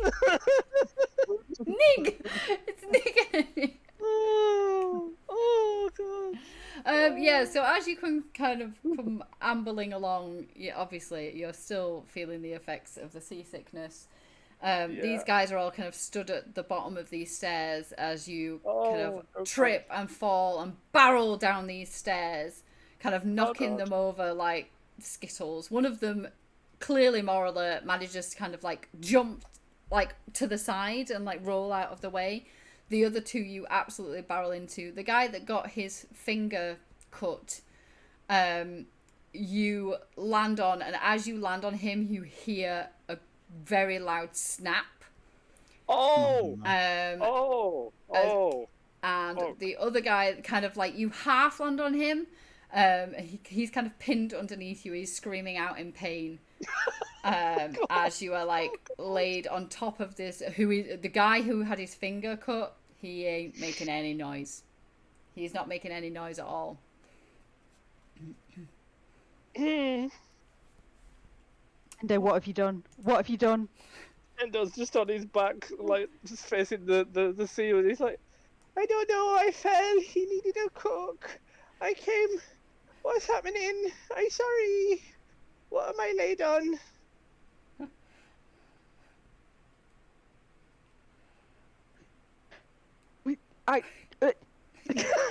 Gideon is just literally speechless. This has gone so dramatically wrong in such a short space of time. So is the DM. So is the DM. You decided to take Endo on a ship on water. I'm not responsible for it. Because I'm up the main mast in the crow's nest. I don't know that any of this is even going on. No, so... you're just like, no fog, guys. There's no fog. No ships, no fog. We're safe. Everything is well. Oh, good God.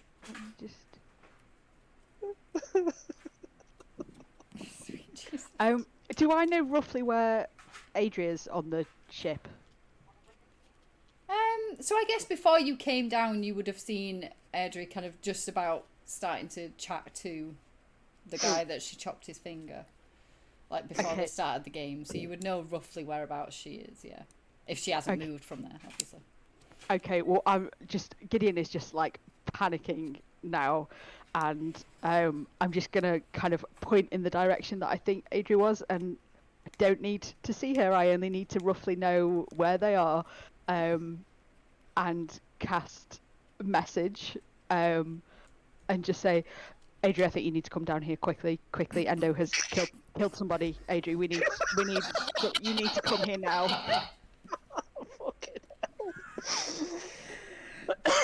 Endo can't get up, by the way. He's still on his back. He's like a turtle.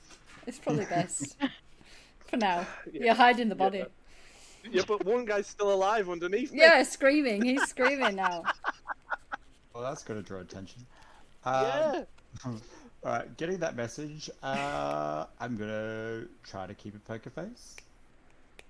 And be like, holy shit. We're not getting paid for this mission.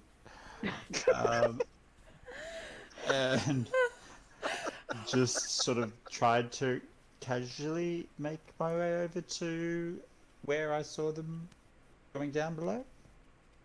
Yeah, okay, yeah. I mean, this guy that was kind of alive and has been half crushed by Endo is screaming, so people are now starting to kind of like... Well, won't they just think that's the cut finger dude screaming still? Because there's still only one person screaming. Yeah, okay, alright, yeah, okay. Sure, we'll pretend... Because this was completely unplanned here, we're gonna pretend that they think that. They can't tell one person screaming from another. And the sound of the waves and everything else going on. Yeah, sure, okay. Everyone's got jobs to do, they're concentrating. Sure.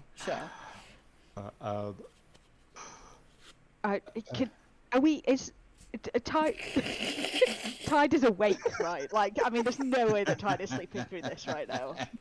For sure. We either need overboard or heal them, or can anybody heal them? I don't know healing magic. Does anybody heal Tide? Anyone? Can I mean, they look pretty dead. To be fair, you can't. Do you still look like the captain, Gideon? Yes, I do. Yeah, I do. Yeah. Endo's still laid on his back going, Also, "What's yeah, happening?" you can't see the poor person that is I squashed. don't know what I'm doing. You just heard the crack, but And he don't know what he's Endo's laid still on. laid on the dead body, completely covering it, and the poor guy who is still screaming his head off because he's being crushed underneath the sumo. And Endo can't get up, so... God, I stopped lying for 1 minute and this. You look what your curse has caused. Can I mean, Endo, get up.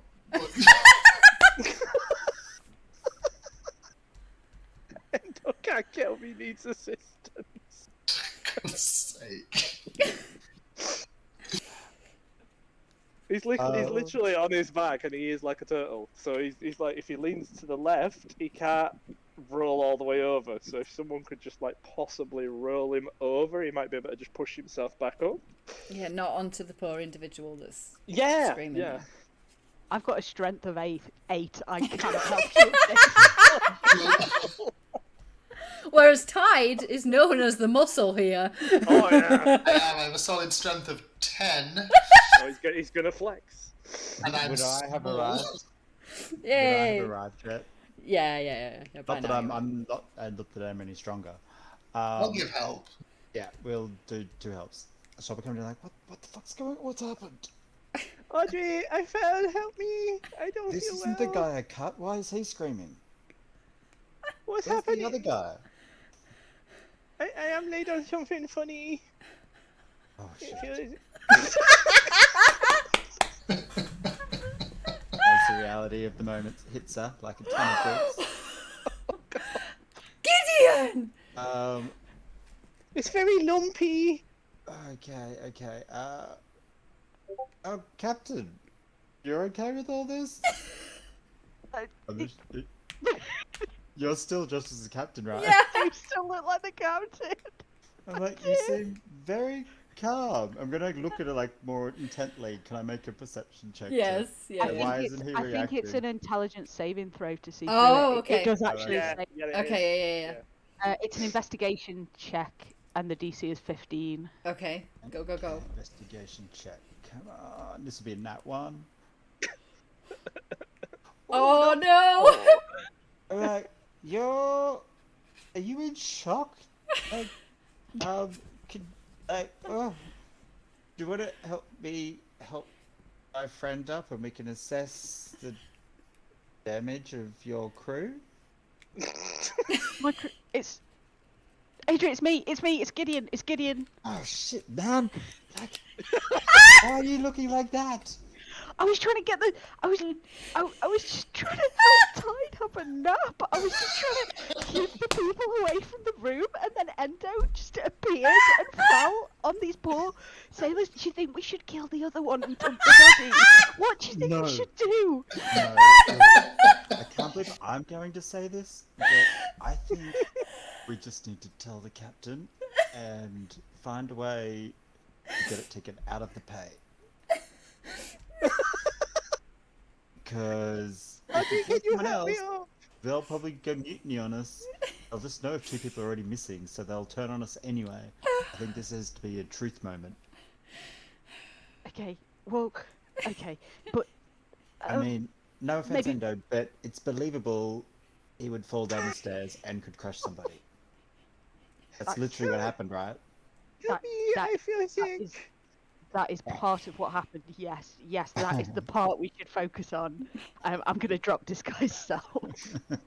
Endo's or gonna help me be grab sick again. help me grab Endo. Help me grab Endo. We'll try to pull him towards us, roll him over a bit, So you've now away from the other person. dropped disguise self, Gideon. Oh no. I've said it. I've dropped it. Okay. Yeah. So the sailor that managed to like dive out of the way of the rolling Endo was kind of heard the like hideous crack, heard the screaming of his other friend, and was kind of just stood in legitimate shock. Like, he was like, I don't know what's going on, looking towards the captain for some sort of like comfort or instruction or something. As you drop Disguise Self, this guy starts just screaming in shock and starts running. Like, he tries to jump over, let me make a dex save, tries to jump over the Endo, trips, falls, lands on top of Endo, and is also now screaming. And Endo's just vomited because someone's just I would landed have on tried him. to just grab him if he'd tried to jump past as well. Can I, perchance, hear / see or listen from the closest desk? No, you're way out of the Yeah, shot. you're way up on the thing. You're kind of to focus more on the horizon. So these are guys a bit low deck with all this just chaos going on. I'm just gonna Endo mute has- myself in that case. Right, so Endo I has vomited again. Oh god. Right, Endo. Better hold his I'm going to grab the guy that just tripped over Endo, Yeah. yank him up, and like look him in the eyes, and just with like the most serious composure I can do, and just be like, go get the captain. Don't tell him what's happened. Just tell him to come quickly. Can And then you I'll, like, roll yeah. persuasion for me? Yeah. I'm not going to threaten with a knife because that could make things worse. Yeah. just And we really- wouldn't want that, right, guys? Right? You said persuasion, right? Yes, please. Oh, of course it has to be persuasion. Oh god. Oh, Oh god. oh. Oh god. Oh god. It's like some sort of farce. I don't know.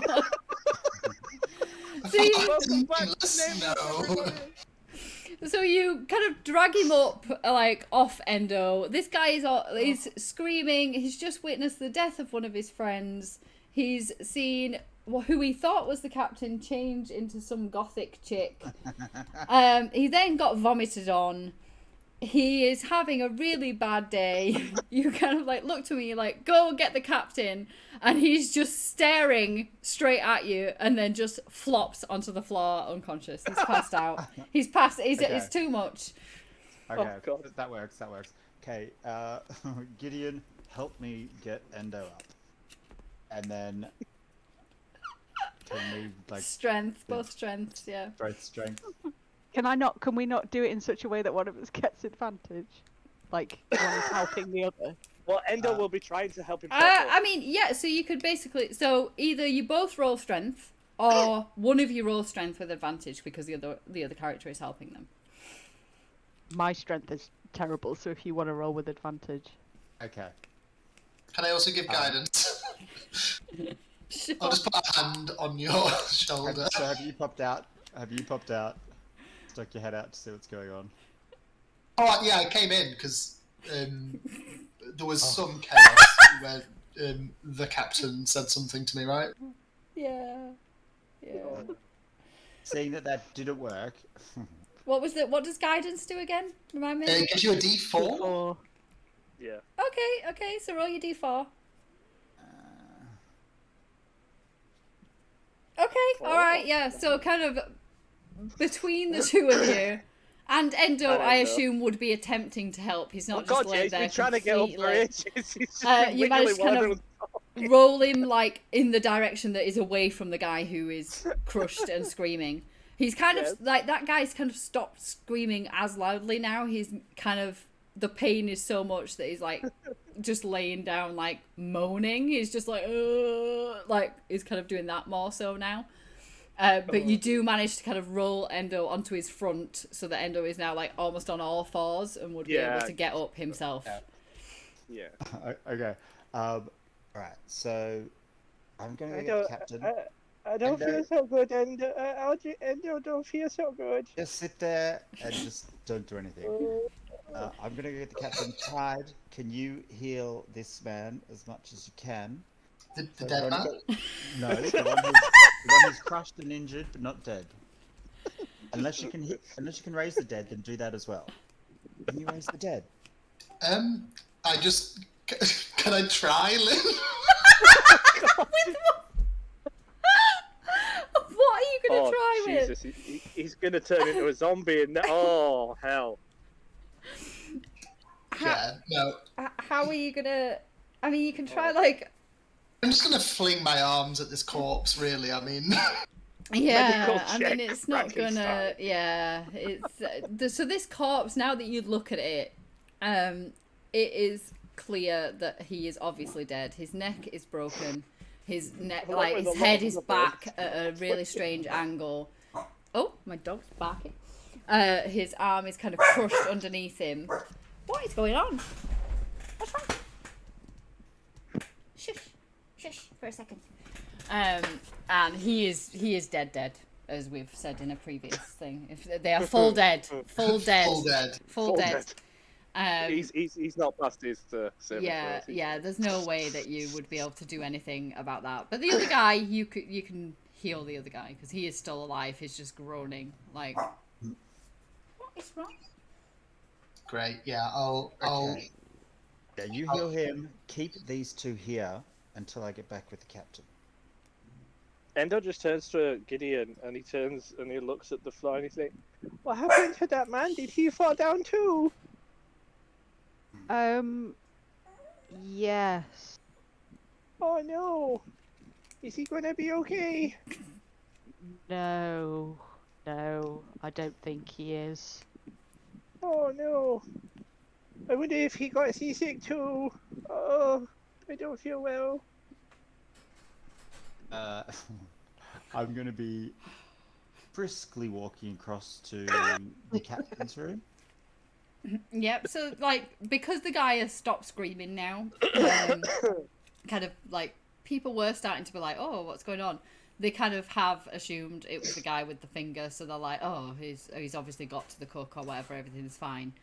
The captain is sat like still behind his desk. He's got maps in front of him and things. As you kind of come in, he like looks up like friendly, then sees it's one of Nameless, and he's God. "Oh, okay.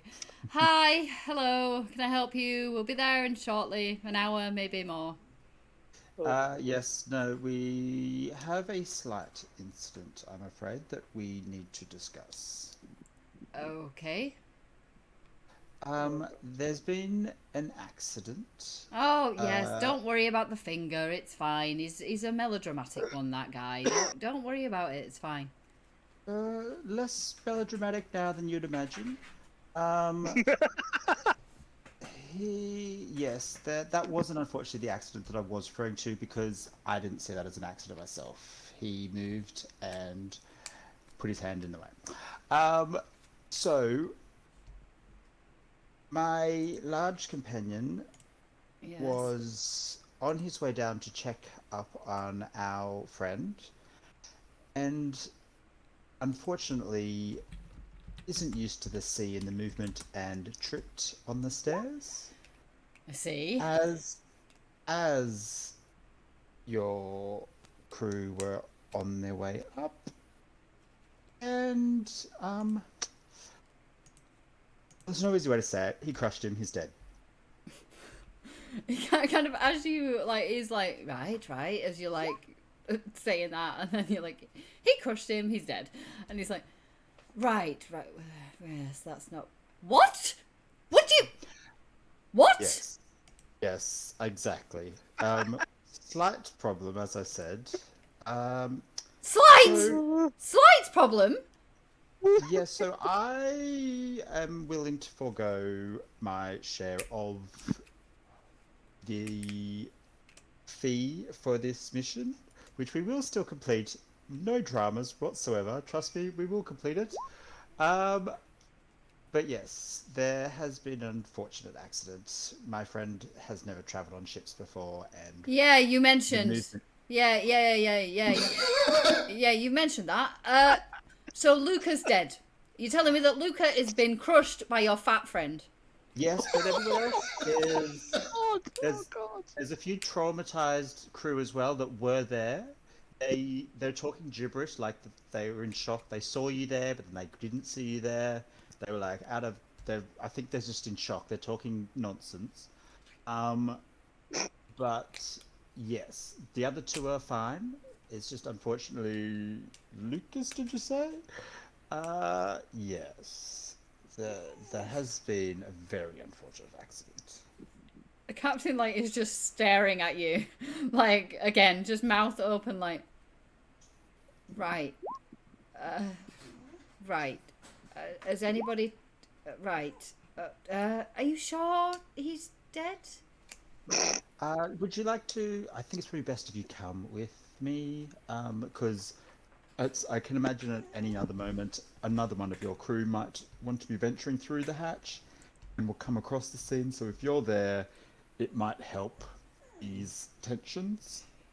So, and then you can see for yourself the unfortunateness of the situation, and can also maybe assist in what would be the next step. Where should we move Lucas to?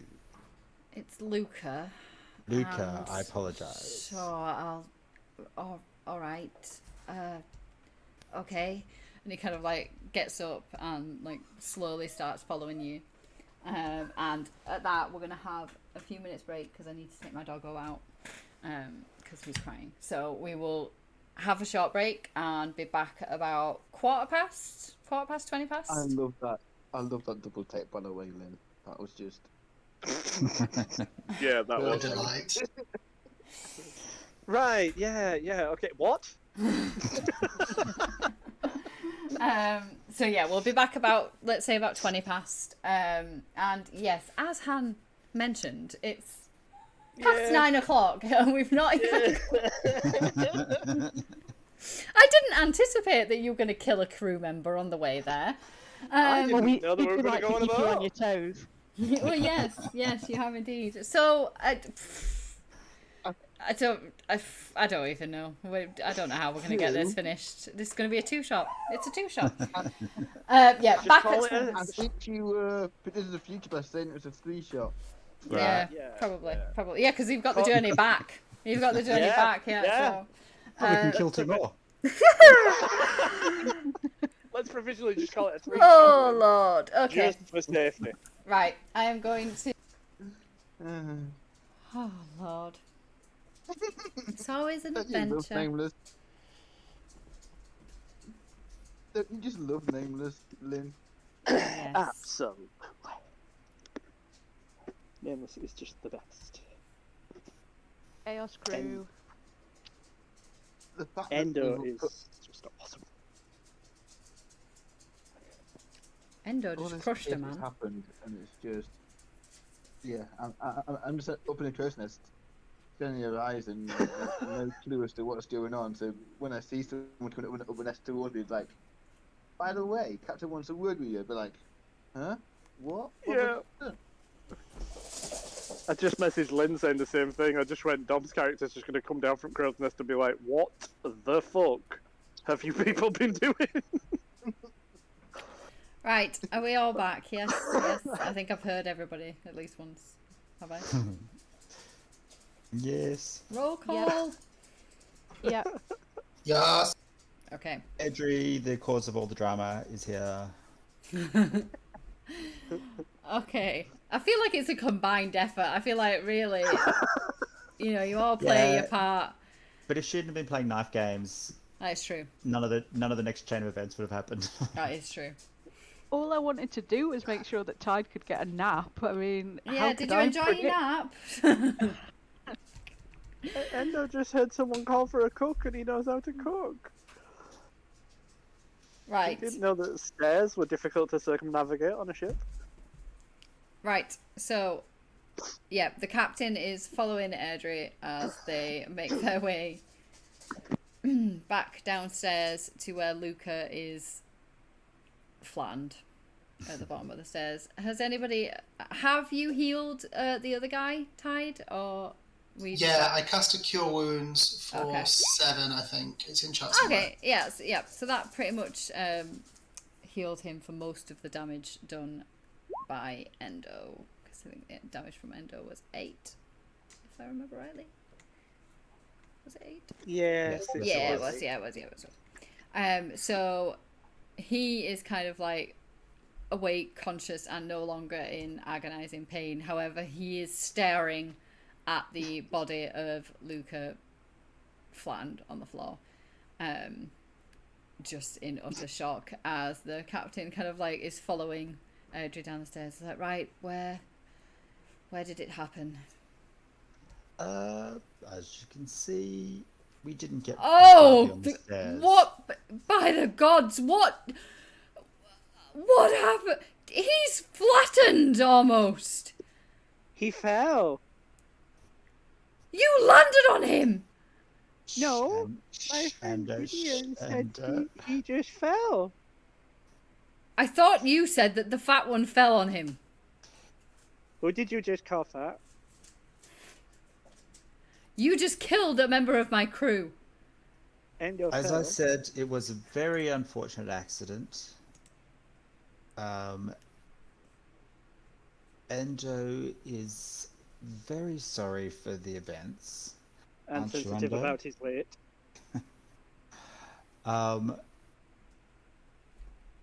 As I said, it is his first time on a ship, and I should have known and stayed with him, kept him company to make sure things didn't mishap. I mean, with all due respect, Nameless Adventuring Guild, I'd say this is a little bit more than a mishap, wouldn't you? Has anybody told Alnin? I'm guessing no, because we don't know any of your crew's names. So he doesn't know that his brother's dead. Look,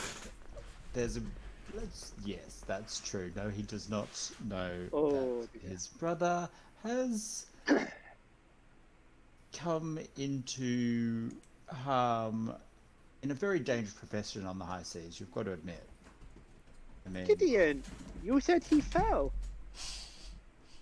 Yeah, that's yes, in a manner of speaking, that is what happened.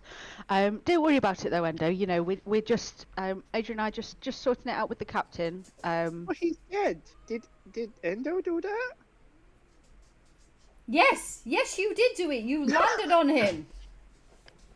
You killed him. And now I'm going to have to tell Alnin that his little brother is dead. But Gideon said he fell down. I don't understand. He did fall down after you landed on him. Oh no, I killed an innocent person. Oh no. It was an accident, Endo. You know, you couldn't. It was an accident. You weren't very well. You couldn't see. These things happen sometimes.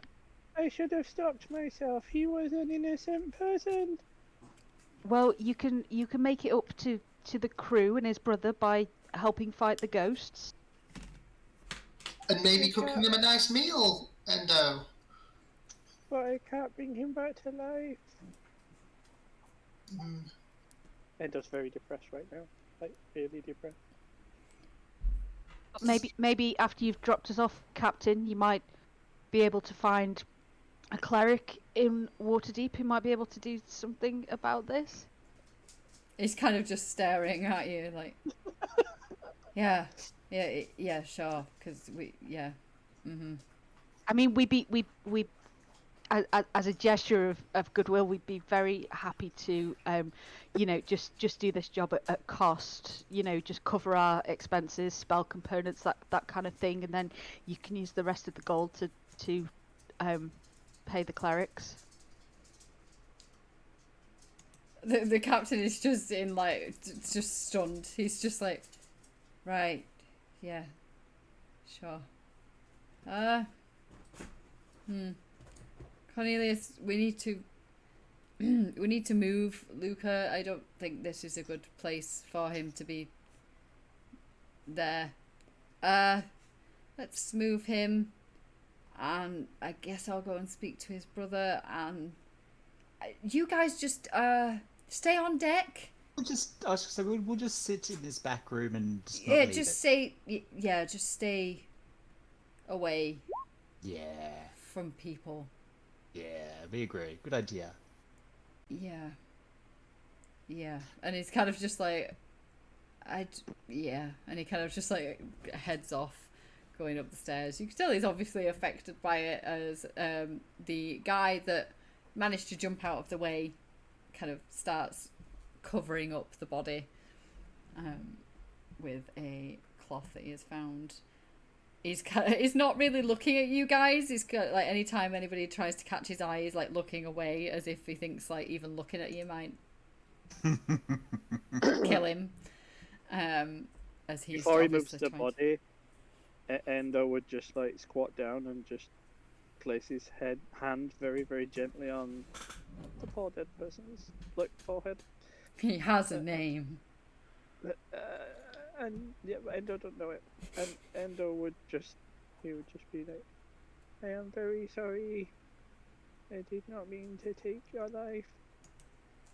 I hope you can forgive me. And then he just lets go and he just stands up, really upset. He's broken one of the rules of his group, of his order. Never take an innocent life. By You feel squashing. by squashing.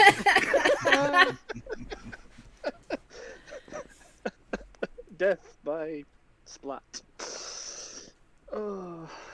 You just feel a little mage paw like on your hand as well. It's not a scary Skeleton. Oh good God, not right now. It's a nice fat paw. Endo just holds his hand. Or his paw. And I'll try to just usher everyone into the back room where I'm assuming Tide was sleeping. Yeah. Poor Tide. Poor Did I get a Doramiah. short rest then, just for reference? No, you did not. Great, wonderful. As poor Doramiah is still up in the crow's nest, none the Yeah, someone wiser. might need to go get him. Just whistling away like, don't worry, there's no fog, guys, there's no fog. What an uneventful journey we're having. If we now sit here unmoving for the rest of this journey, will Tide get his short rest? You said we were about an hour and a half away when I came into the office. Yes, he did say Yeah. we were about an hour and a half away. So, sure. Great. I'll be nice. Endo would just sit down and like quietly pray to the Eldath, goddess of peace, for forgiveness. Oh, So he would just be doing that all the way there. okay. Poor Endo. Yeah. he's- So He's assuming really mortified. that everybody does decide to just stay put in the room that they've been told to go into, you would kind of hear people moving around, obviously moving the body and kind of attempting to clean up any blood or anything. Sick. I'm sick, yeah, I guess. You would feel the ship start to kind of slow, and you would hear the anchor being dropped. As you have obviously, well, as far as you would guess, you have arrived at your destination.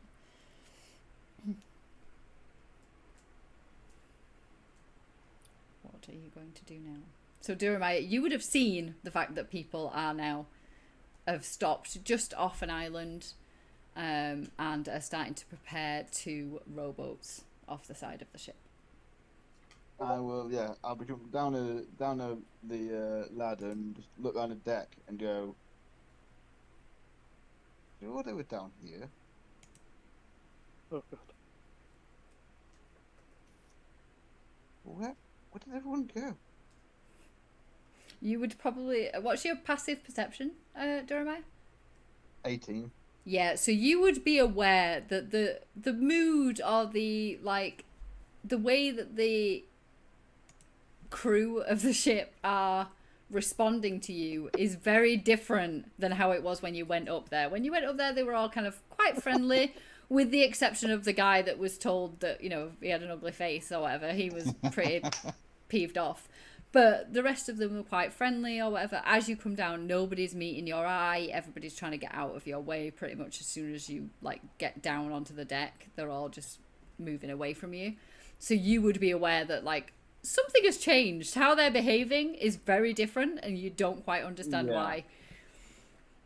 I'm gonna go look around the ship and just try and see. Like, I knew Endo was by the side of the ship, so I'll probably start there and then try to work my way around to try and find where they've gone to. Okay. Try and piece it together because, like, I knew Endo was over the ship's side, so. Yeah. The hardest to hide, to put it politely. Yeah, so as you're, like, again, with your passive, you're looking around on the deck, you can see no members of your team at all. You look kind of in the general direction where you know Endo was, like, hurling over the side. Can't see, like, it's all been cleaned and stuff. There's no sign of where he went. So you can, because you're on the deck and, you know, somebody ran through the captain's door, you can also see into the captain's quarters, and you can see that appears to be empty as well. I would then start heading down below deck just to try and work out where the guys are gone, because it's logic at this point, because they're not on deck, so they must be below deck somewhere. Okay. So I would head down there and just go, guys, what on... Yep, so as you go down, roll perception for me. Oh. Oh no, don't, no. What? What? I know exactly where your mind is going, Lynn. No, you don't. So does fucking Audrey, because Audrey started laughing straight away. He knows too. Come on, Wi-Fi. Sometime today would be good. Oh my god. We hope it's a bad roll. Even if it's a nat 1, I'll still be able to see something. Oh god. You wanted a bad roll, right? Oh god. Nat 20. No. That's pretty good. It's only an 18. Oh lord, that has not come Oh through for me. crap. That's Yeah, it's not come through for me either. Oh, okay. I assume it's on D&D Beyond that it's come through. It should come through shortly because my internet's playing for the moment. So. Okay, so it's an 18. Yeah, so as you kind of like start making your way downstairs, you can see immediately that there are some people scrubbing the bottom of the stairs. You're kind of like, oh, okay, like thinking initially you're like, oh well, you know, they do have to clean like the floors, and then as you look more you can see that there's blood there seems to be some bone fragments, there's vomit. You're like, okay, what the heck? And you kind of like carry on scanning the areas. You're like, guys, and you can see that there is a body like to one side covered with a white cloth.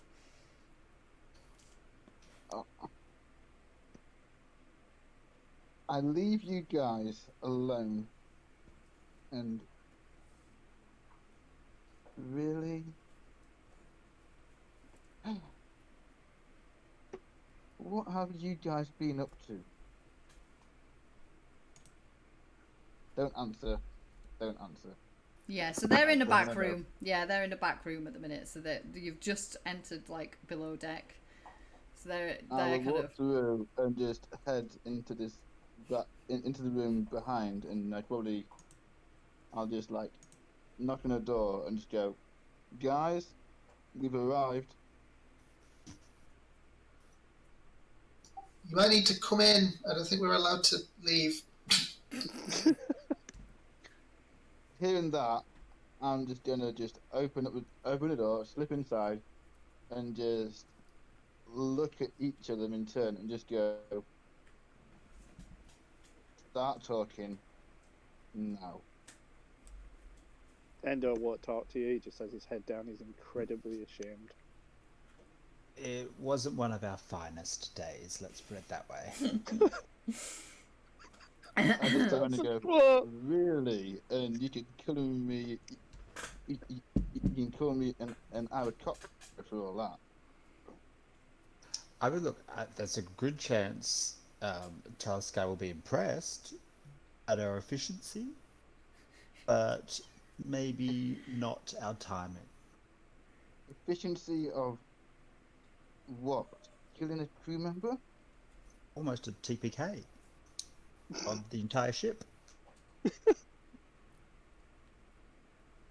From how I was treated coming down here, with basically persona non grata up there.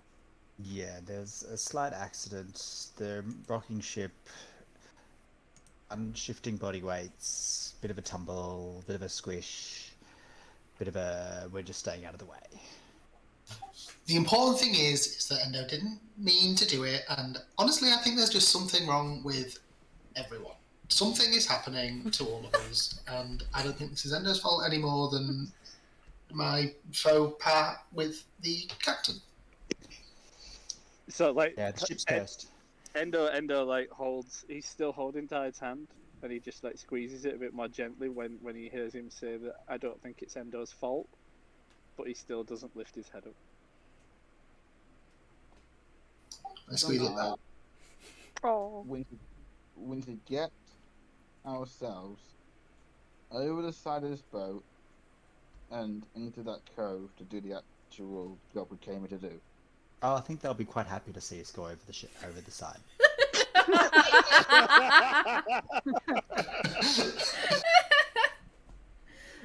Yes, there's Lady, you've got over the side, as I'm sure you're well aware, Adri. You've got to cut that into the verbal quotes that you do on YouTube. Yeah. You've got to. Oh, I think they'll be quite happy. Yeah, quite happy to see us go over the side. There's the voluntary way, and then there's being tipped. I am not getting wet. Oh. Thankfully, they still need us to do the job. So we've got a little bit of leverage still. So we'll just call bygones be bygones and slip our way, let them send us on our way to resolve their ghost problem. Let me phrase it this way. I don't think we got a lift back. We can cross that bridge. Maybe we can send them a message with them to send Molly. We can cross that bridge. I love that. We can send a message with them to send Molly back to pick us up. Oh, that's a good plan. And Adri, Yes. use your common sense. You're older than me. Do you really think they would deliver a message to someone who knows us since all this happened? Well, yes, because they'll know Molly's history of how unsuccessful her ships are and hope that we'll go down with the ship.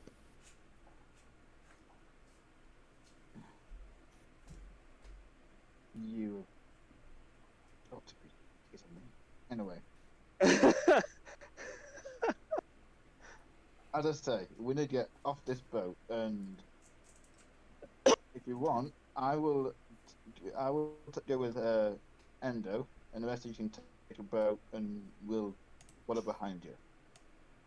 Do you want to pop up and check with the captain if they're ready for us to leave? Because you were the only one not really implicated in anything, so they're probably most likely happy to talk to you.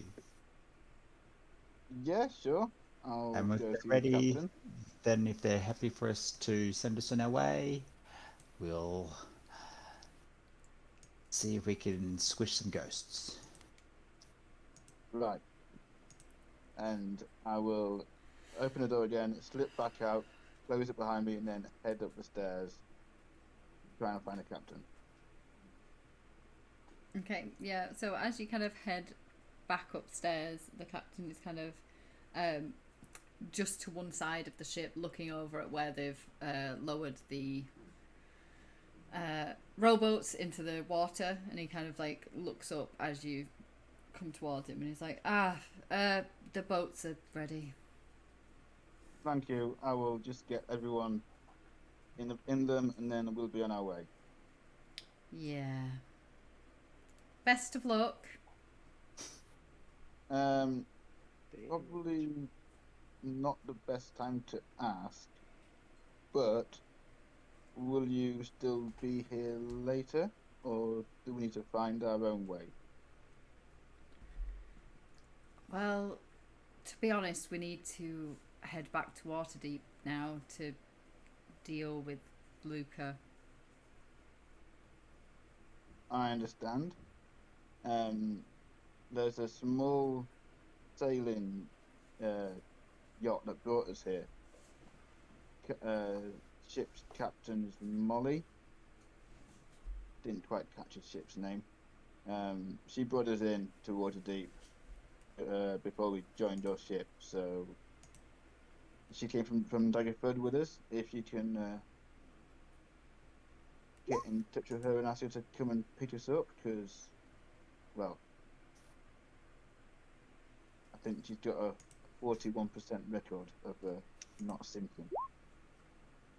Oh, yeah, sure, yeah. I'll send her this way. Thank you, and yeah, we'll try and get these boats back to you. Then I'll just turn around and get the guy, go back down to the guys and be like, "Yep, boats are ready."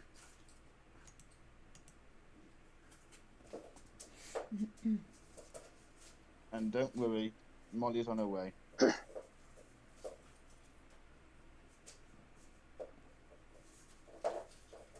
Yeah, Endo just turns to Tide. He still has not raised his head, and he just says, "Tide, can you write that person's name down on a tiny piece of paper for Endo, please?" Sure. Yeah. Do I still have paper from that little clown man? I think Endo's got a scrap of paper. I'll just write it on a playing card. What, death? No, just a normal playing card, not one of my tarot cards, Dex. Wow. Endo just rips it so that it's really small and just like a little roll of it, and then he rolls it up and he tucks it down into his battle belt, and then he just puts his head back down. You got this, buddy. Come on. And he follows Tide. Poor Endo. Okay, so I assume everybody is heading up onto the deck to get onto the ship, onto the rowing boats. Yep. Yeah, and as I say, one of us will do Endo and the others will take the other boat.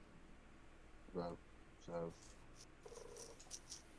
Okay, so as you guys leave your little room of safety there, you would all realise, unless anybody's got a very low passive perception, like below 11, you would all realise that the crew are like giving you looks that could kill.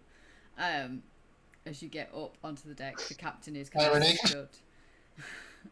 The captain is stood by a ladder that goes down into the rowboats. He's kind of like, "Yeah, here are the boats. Good luck." Thank you, Captain, and we will get these boats back to you once we're finished. Yeah. Okay. Sure. Thanks for the ride. We should do this again sometime. He kind of just like shakes his head and starts walking back into his room with no door.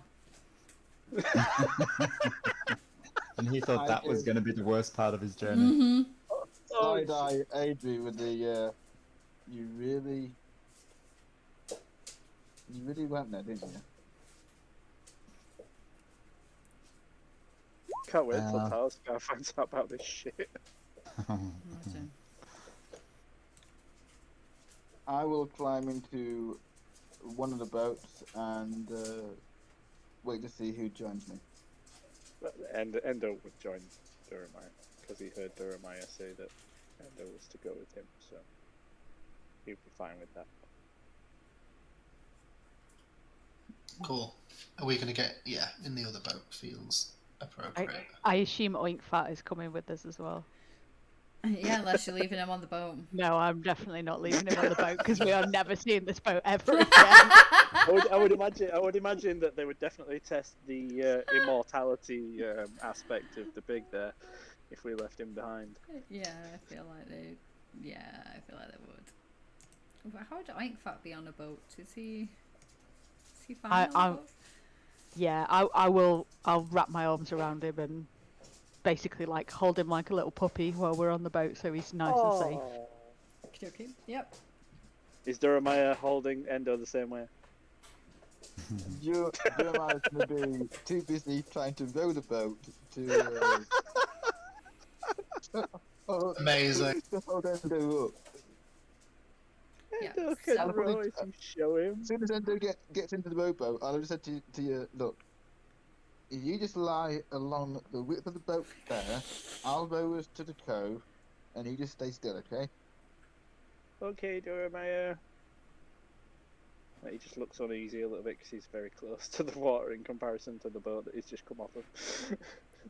Yeah, so the guy, like, as you kind of, like, climbing down, getting into the boats or whatever, the captain kind of leans over, and he's like, the cove is just round the island, just over there.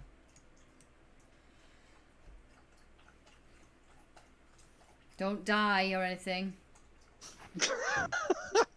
Wow. Oh, good God. And then you hear Well, you as have the wind in your sails, Captain.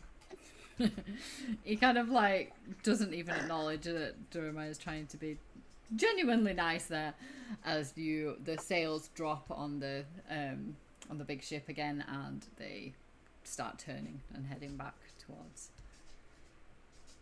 Waterdeep.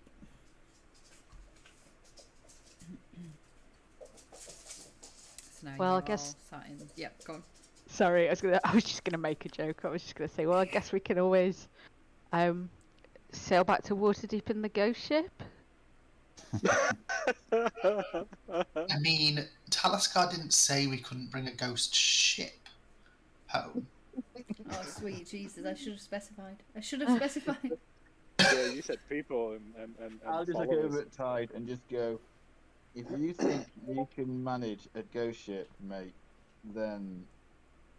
I feel like we're ready for a Okay, ghost yeah. ship, right? But I got a feeling that once we've done this mission, that ghost ship ain't coming back up anytime soon. I think we can save the ghost ship. We'll see. I think we can save yeah, we'll see. And I will start rowing round the island to get to the cove. Okay. I'm just Might take gonna me a while, but I'll start rowing. I'm gonna wait for Adri to start rowing our boat. Alright, well then Yeah. you have your Eldritch Blasts ready then. Will do. In case we need someone on point as we come around this cove, in case there's something waiting. Yeah, so I will just I'll move start all to of row. you, I assume. Yeah, okay, so I'll just kind of move all of you along. So as you're kind of moving along, none of you would get the sense that, like, there's nothing eerie, really. Or as you're kind of, like, rowing along, nothing seems, you don't see any fog, you don't, like, no creepy noises, bells, or whatever the hell that just was. Oh boy. Definitely a bell and definitely not Hugh's Not- wine. Yeah, not a wine glass or anything, sure. Actually, no, it's a water bottle. No wine tonight. Oh, okay. Wow. I call bullshit. You okay there, Hugh?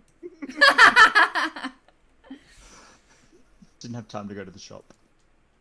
Fair. The hardship. Fair enough. Dude, you can get shit like that delivered these days. That is absolutely true. So Sorry, Lynn. No just problem. while we're rowing, just in anticipation of whatever chaos is about to unfold, can I just spend a bardic and pull one of my tarot cards yes. for future use? Thank you. So as you kind of row around this like bit of island that's jutting out, you kind of can see into the cove now, or you should be able to see. Oh my god, I just moved the boat on its own and not anybody else. Should be able to see into the cove. Right, yeah. Yes, you can see into here. Yeah, like in this way. Yeah. Yeah, okay. Let's- I was just making sure that the dynamic light wasn't screwing us over. As you kind of approach closer and closer, there does seem to be a fog that starts to kind of rise up, and it's like it's coming up from the sea, and kind of like you can still see through it. It's not like super dense, thick fog where you're like, oh, I can't even see my like hand in front of my face, but it's kind of rolling up in like above the sea, and you can just make out, as anybody that is looking down into the actual water would be able to make out what looks like a shipwreck under the water. Ooh, nice ship. I want nothing to do with this water, and I'm not looking out the sides of the boat. Jeremy has not only been a sailor, but he's done some at least boating on lakes, so he'll be looking down into the water. Okay. Curious. Yeah. So as you're kind of like looking down, it's almost like, even though it looks to be about 100 feet like down below the surface of the water, but the water is actually very, very clear, and it's almost as if it looks as if it's on top of the, like, there's tattered sails that are kind of like moving, but they're moving as if the wind is moving them. You can see that its hull has been breached, and there seems to be like quite a few like aquatic creatures that are like scurrying through the decks and things like that. Can you roll me a perception as well, please? All of us. Anybody looking into the water, not Tide, who's like, nope. I'm assuming as I'm rowing, it's kind of hard to row on. Mm-hmm. Idiot's gone blind for some reason. She's stressed. Endo would not be looking. Her view is blocked by a oink fat. Like, she's, That's fair, yeah. you know, she's trying to like manage oink fat, who probably, you know, this. Oh, Rowing that was boat nearly in movie. that one. That was nearly in that one. I'm glad it wasn't. Oh, nice. Okay, yeah. So as you're kind of looking down, Jeremiah, you've kind of paused rowing for a second because you're like, oh, nice ship down there, kind of thing. And as you're looking, you can see that it looks to be two figures down there that seem like they're unloading something from the ship, and they're putting it into what looks to be a sunken rowboat that's down there, and then they'll go back in and they'll come back out and like keep doing that over and over again. And there are two like figures down there that seem to be doing that. Would I notice anything special about these figures? Any facial markings or anything like that, like beards or hair colour, anything like that that would be noticeable? They are ethereal, so these are, you could tell that they are ghosts. They are not obviously like alive anymore. They have tattered kind of like raggy type clothes on. One of them's got a beard, the other's got like long hair that's kind of pulled back. They're quite gaunt looking, and they just seem very focused on, like, they haven't really even acknowledged anything else. They're just focused on what they're doing, which seems to be unloading something from the ship. Interesting.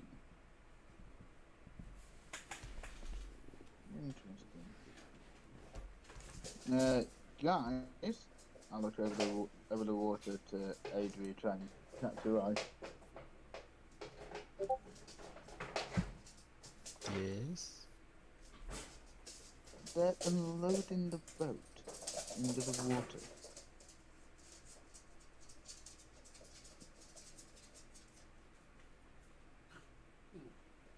What are they unloading? Is it treasure?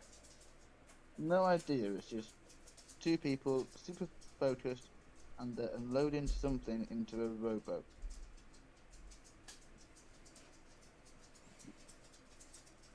I say people, they're ethereal, they're not, they're humanoid in shape, but that's about the size of it. Endo's face just changes. Okay, well, I mean, I don't know about you, but I can't hold my breath for that long. And I'm not as good a fighter underwater. Should we dock over what appears to be a jetty thing around the coast? Yeah, that sounds like a And good place to me. Because I feel better we're to kind have- of sitting targets in these little boats, just floating around. Yeah, going to that jetty sounds like a good idea. So as you're talking, you would hear quite a loud splash as the rowboat that they were loading things into surfaces. No. Why am I getting Pirates of the Caribbean vibes?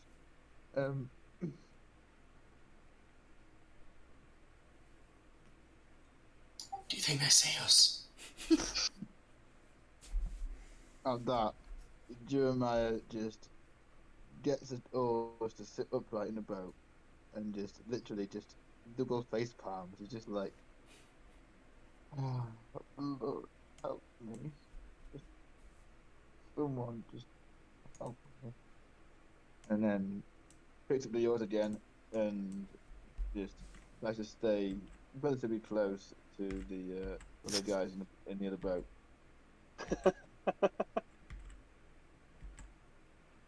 I think it's fair to say Jeremiah's losing the will to live at the moment. Should we follow them? I think so. Yeah, stealthy. I can't. I don't know how stealthy I can row.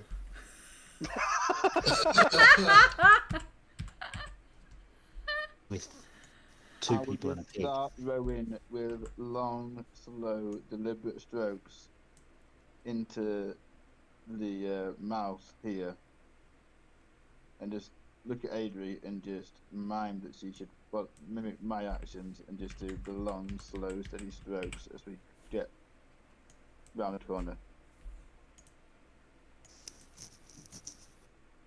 I need to move this ship because it's stopping me being able to move. Oh god, the ship's moving. It's not moving. Yeah, I will go and try and dock against the pier somewhere. Probably like here-ish. So you're going all the way in. Yeah. Okay. Adri, is your boat following? I would like to dock around here. Okey-doke. Hold on, does Endo get a choice? No, Endo's all sad looking. I want to get on land as soon as I can So does Endo. to be able to Okay. attack. Oh god. Okie dokie. So, as you kind of sail into the actual cove itself, you can see that there are candles that light the way along the rickety wooden platforms on the eastern side of these 50-foot high cavern, completely illuminating that side. The southern side of the bay and the pentagon dock from which the cove derives its name is also illuminated by a trio of ever-burning bamboo torches.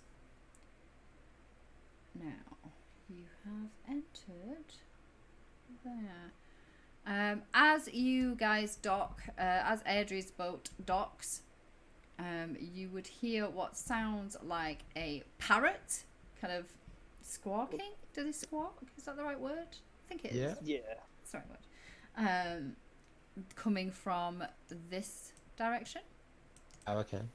And a skeletal parrot flies out of this and flies over, kind of swoops, not to attack you, it's not low enough that it's going to attack you, over, and then heads all the way down here. I triggered the alarm.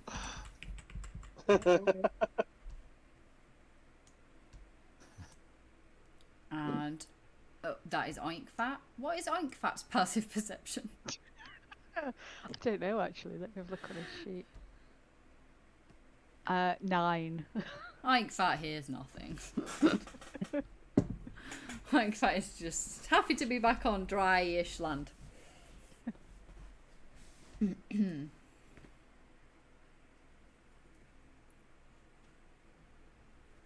So what is the plan?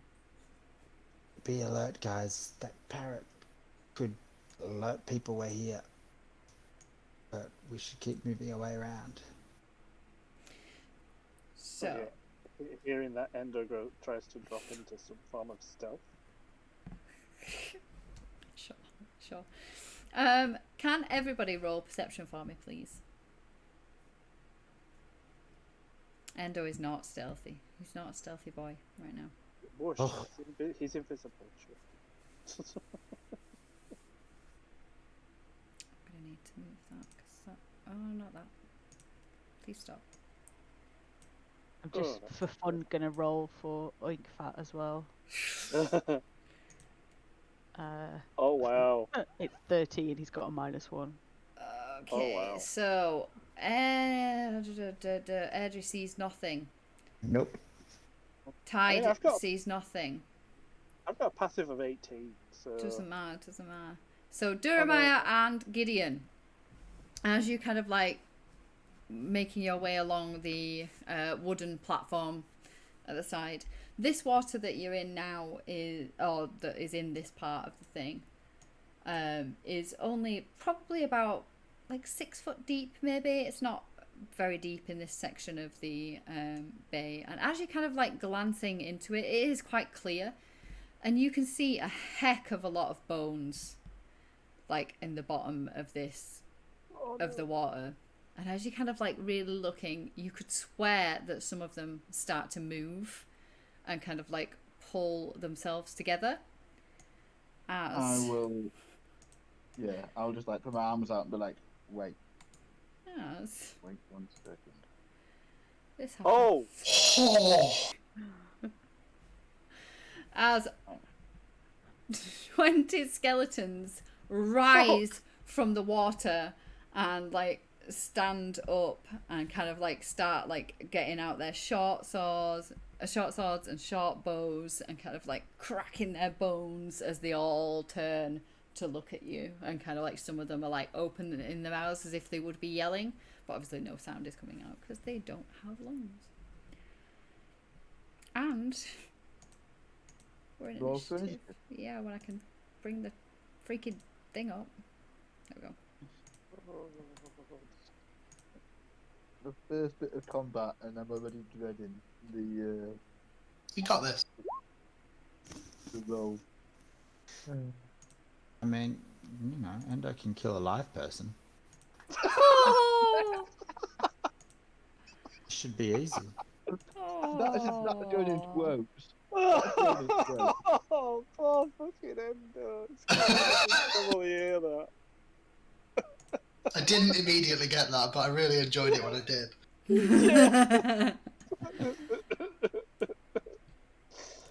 That's gotta go in the quotes. Oh, what have I done? I'm doing it now. There we go. Oh. I did a bad thing. There we go. Okay, so initiative. Who are we missing?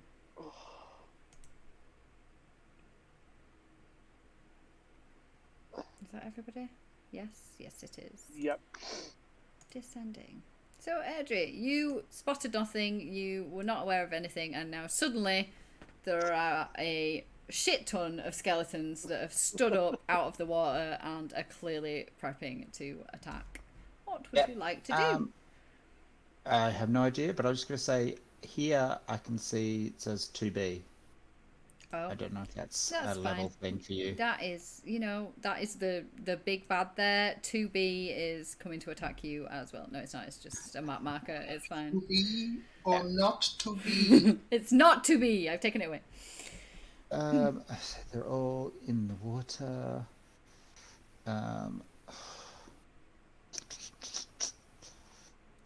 Okay, I'm just gonna let fly with some arrows. Okay.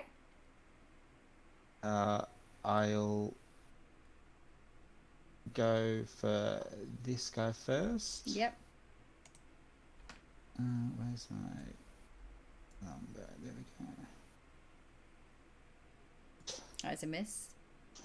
I'll go again.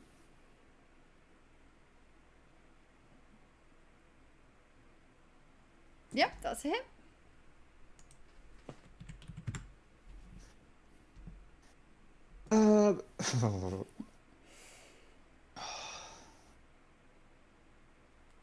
Yeah, I don't want to be throwing any of my daggers. I won't get them back. So that will do. Okay. That everything, yeah? Yeah, I can't think of anything else at the moment. Okay. Jeremiah. Given that, yeah, I'm not going to be jumping into the water anytime soon because it's as tall as I am. It's as deep as I am, so I'm daft. I'm not that daft. I'll follow Adri's current train of thought and fire 2 arrows into. Would I see that one there in the water? Yeah. Yeah, if you can see it, you can see it. Sweet. I will, just shoot at that one then.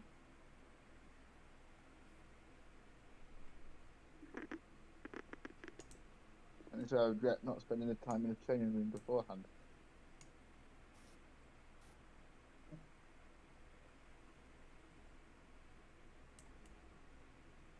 How about a 17 to hit? A 17 hits, yep. I don't like it when you can see the DM measuring distances. Yeah. That's when you know you're fucked. Sometimes I do it just to freak you out. I believe that. Great. I actually fucking believe that. Because I could I know hide her, it, but I'm like... I know her. She does this on purpose sometimes. I can tell by the way she's just said that. Okay, 4, yep. I will also use a favoured foe as well on that attack. So, one of my 3 uses. Come on, stay with good. Roll that d4.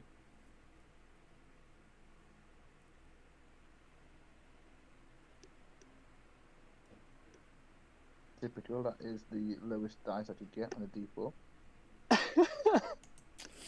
Okay, yep.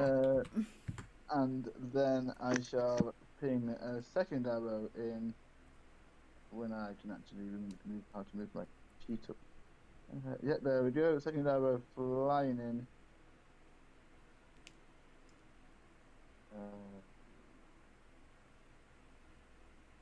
I guess a 9 hits. A 9 does not hit. Okay. Okay, is that everything? And then, yeah, that's everything. Yeah. Tide. Hello. Hi. So, how strong do these skeletons look? I mean, they are bone, so I can't really judge it based on like muscle appearance or anything. They look bony. Cool. I would like to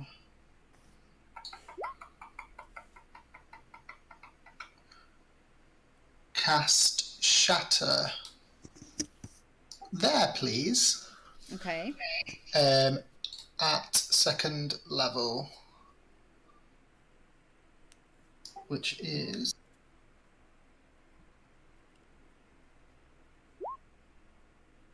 13 damage to everybody in a 10-foot radius sphere. Okay, so that is Constitution. If with a con save. Oh lord, how many do I need? 1, Skeletons 2, don't 3, feel like they're 4, particularly 5, strong, 6, Con. 7, 8. I need to do 8 con saves. Thanks for this. No, I'm joking. I mean, you put them here, Lynn, so... The environment put them here. She just showed them to us. That is true. Okay, so... Okay, how much damage was it? 13? And is it... If they save, is it half or... if they save, it is...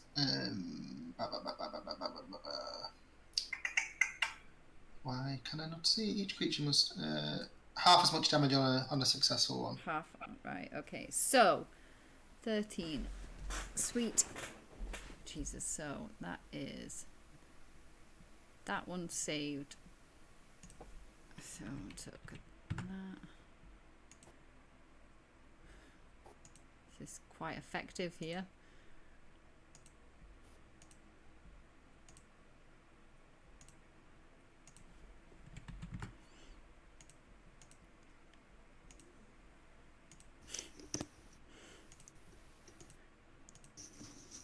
Look at Tide opened up the killing spree. Absolutely. Oh, As yeah. you cast it, and yeah, the bones just fly everywhere. And as they're kind of like just exploding, just 2 from that sphere are still left standing. Awesome. The irony is, because of where my powers come from now, they actually explode from the screams of the dead, which is great, really. Oh, Love the irony. nice, yeah. And then I would like to use my bonus action. I will reveal my tarot card and just say, the lovers. And I will give Endo and somebody within 5 feet of him, so Duramaya, get temporary hit points equal to 1d8 plus my charisma, which I will roll now.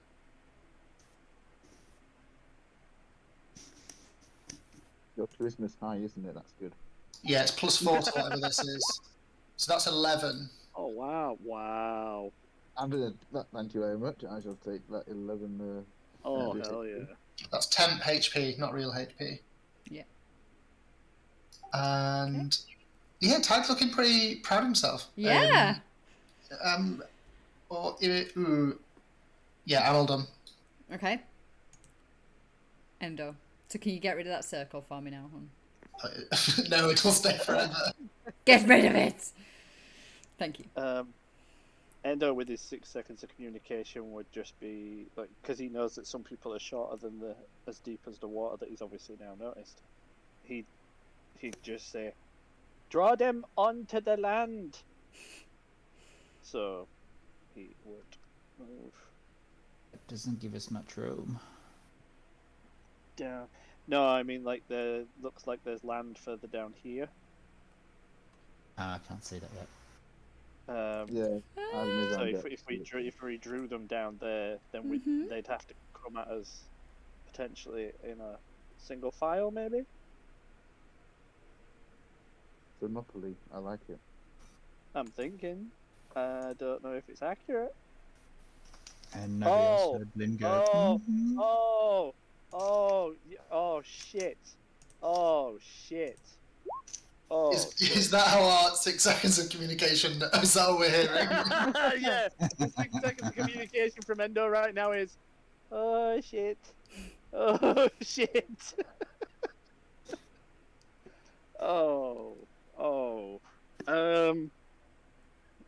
I don't know how much space how many squares I've actually moved because I can't see the squares. I might be able to fit because I didn't set this map. Let me see if I can. 20, 25. I think I've moved 25. Grid on. It is on. Why can nobody see? They're just very, very I think faint. that's. Well, they're If you about. zoom right in, They're about to not be. There we go. I think I've moved 40 feet, and this is going to be a right doozy, I can tell.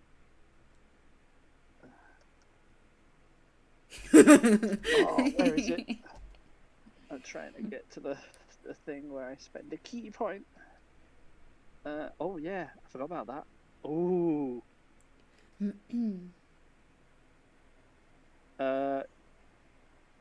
So, because I haven't actually done anything, because forgive me for asking them, I'm a bit confused. Because I've not actually had an action except move, can I use my reaction upon being attacked by anything to dodge something? It's an action. It's an action to dodge. Okay. No, that's what I'm saying. I haven't used an action. I'm saying, can I ready an action to dodge something? Because there's nothing else I could do. Oh, so you're gonna ready to dodge? Yeah. So it Yeah, wouldn't there be. you Yeah, go. you're not There you using your reaction. You use you. No, no. Yeah. Yeah, sorry. Yeah. Yeah, that's it. Okay. And what's that? Oh no, I don't. I can use a reaction if someone launches something at me, or like an arrow or something. And Does I the can dodge deflect action not last till your next turn anyway? They just get disadvantage. Yeah. So you could use the dodge action now and still use a reaction later. I think that's... Yeah, you can use a reaction at any point. Yeah, okay, then, yeah, I'll do that. I'll use the dodge action now, and then, because I've got deflect missiles anyway. Yep. So, Okay. yeah, okay. Gideon. Does the cannon go before me? Because it's... No, it's fine. That's next turn. Okay. I'm gonna bonus action do my form of dread. So you're a pig now. Well, I'm a skeleton. Skeleton. Oh, Yeah, you're a skeleton. You're just being a skeleton. Yeah, Okay. yeah. So normally it's that, like, I put the hood up and it kind of flicker in blackness for a minute, and then when the lights come back on, I'm normally like a skeleton. Yeah. Let me just roll my temp HP. Oh, nice.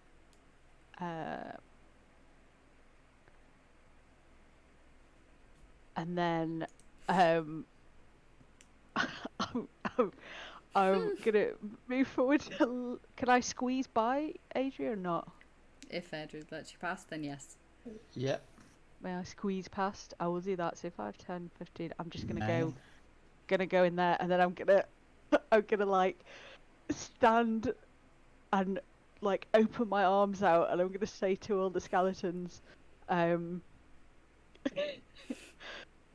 don't know what I'm gonna say. I'm just gonna be like, friends, I'm sorry, we did not mean to attack you. Please don't hurt us. Do they react in any way? Because I look like a skeleton.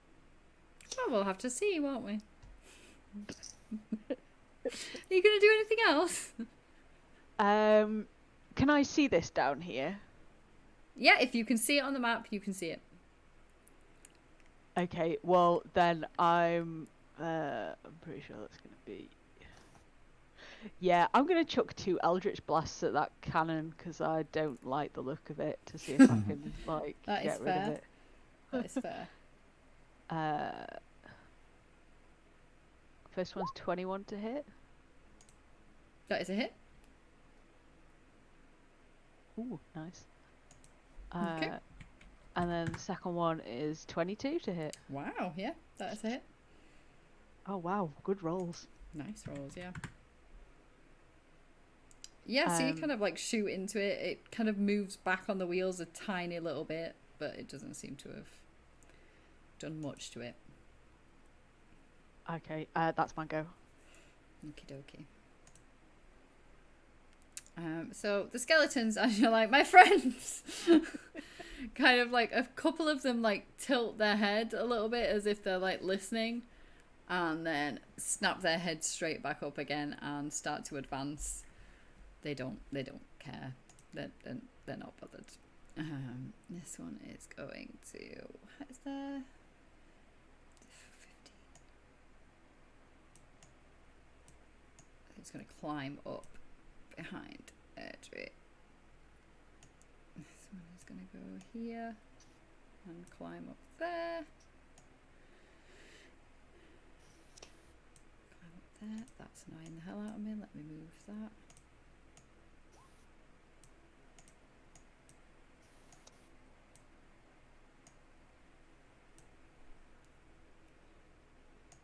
Just have to move my 50 million things here. We didn't mean to hurt you. Fires on cannon, yeah. Yeah.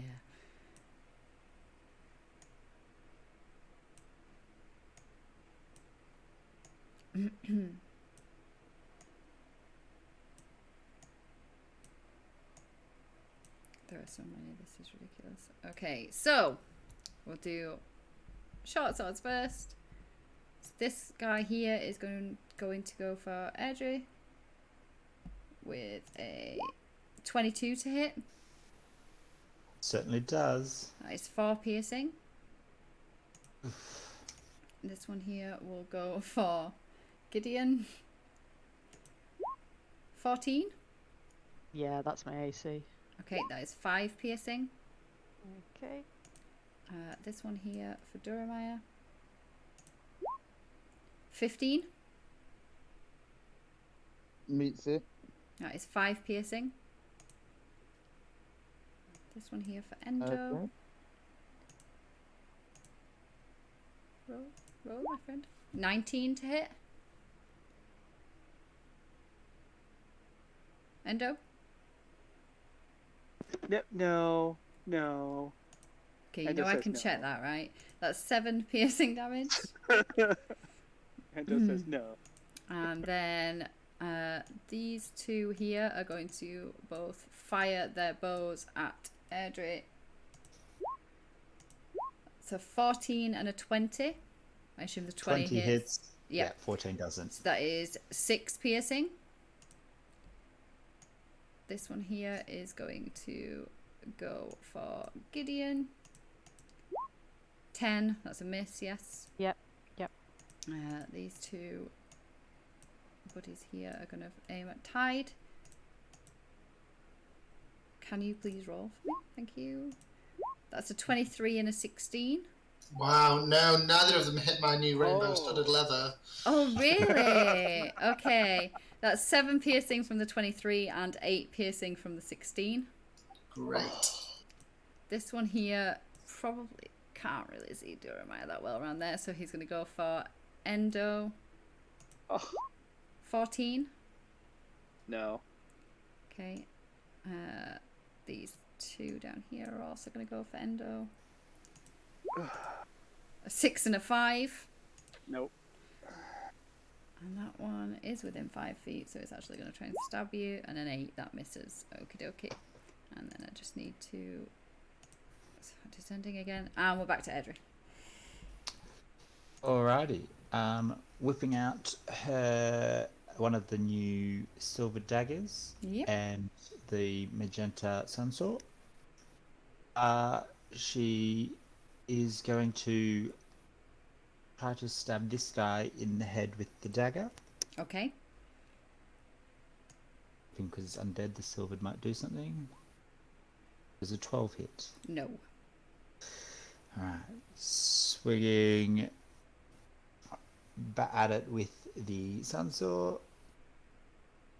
Slashing at it. Nope. Nope. So that's the 2 attacks, and then gonna stab again with the dagger. Yep. Oh, wow. Airdrie's not having a good day today. She's not. I think she's still in shock from her actions leading to death. Okie dokie. That's everything, yes? Yeah. Okie dokie. Tide. Right. Environment question. This thing that's around us, is it some kind of cliff face? The wall behind you mean? Yes. It's a cavern wall, so it's all the way up. Oh, so we're like in a cave. Yeah.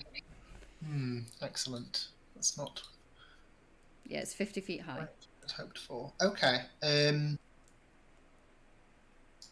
I will. I mean, if it ain't broke, I'm going to just cast another shatter. And I'm going to cast it. Should I do it there? Yeah, I'll do it there. Okay. So that is con saves, and that is 4. Yes, 4. Okay. And that's a lovely 17. Oh. Nice. And just in the interest of honesty, does that hit our boat? Yes. And does it hit the Deck. the deck? what are the... Just do the thingy for the spell, like where I can read it. Like ping the spell for me.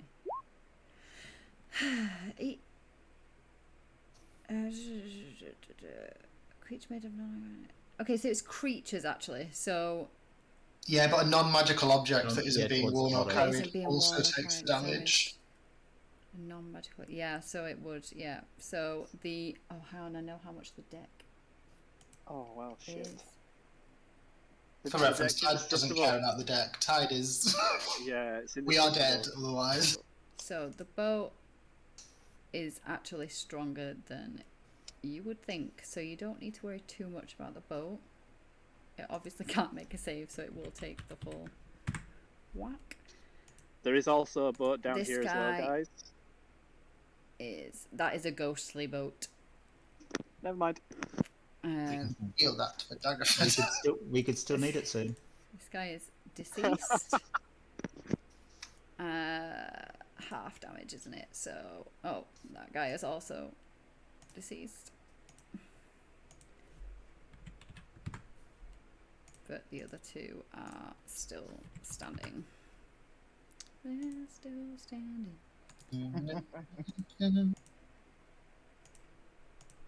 But they are looking pretty ropey.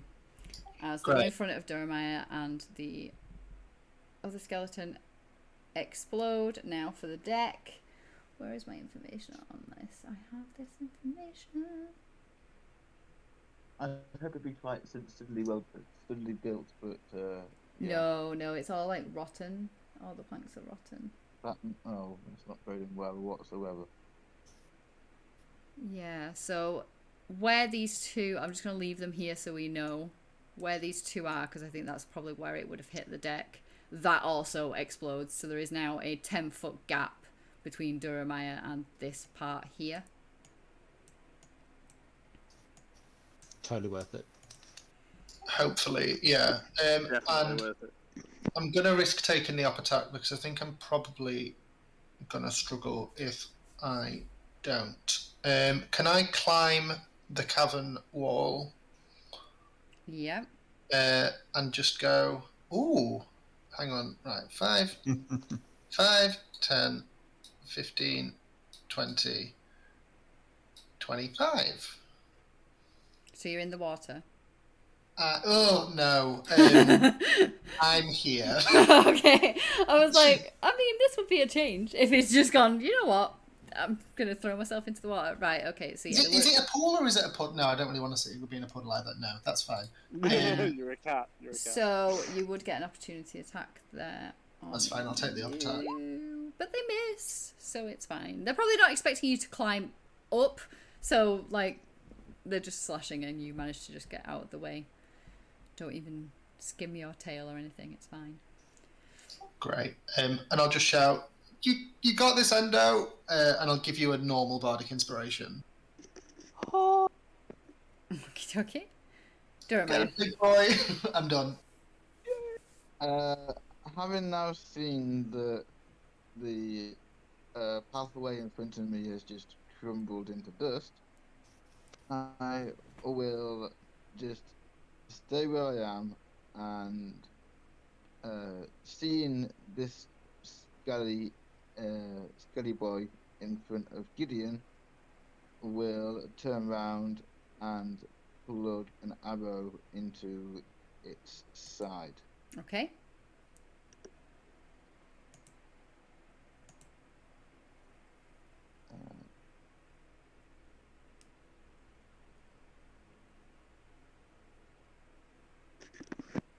I think that might.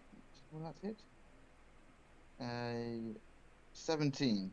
17 is a hit, yeah.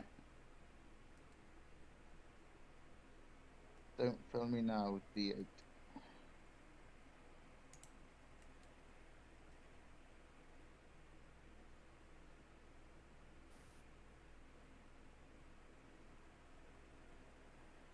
For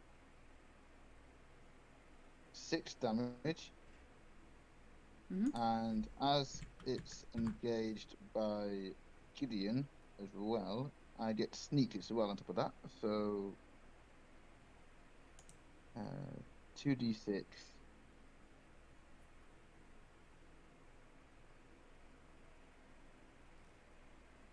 Come on, guys.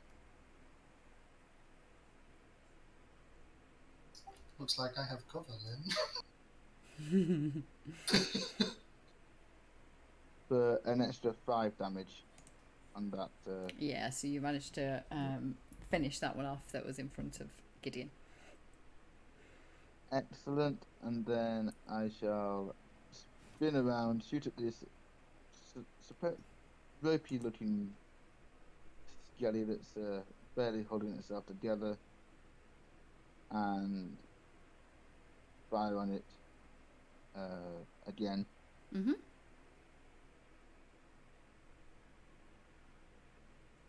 Feeling a bit more pleased with myself that I've actually managed to, kill something this time round. 22 to hit. Yeah, that hits. Yeah, just. Excellent. For my arrows are weak today. 6 damage. Oh, nice. Yep. Is that enough? Yeah, that is enough. Yep. So you kind of spin around, fire another one straight into its head, and it drops down. And then I'll look over to Endo and just go, focus on yourself, and yeah, end my turn there. Okie dokie. Endo. Oh, focus on yourself. That's so cute. Yeah. Right. This horrible, like, cannony bollocks that you've got down here.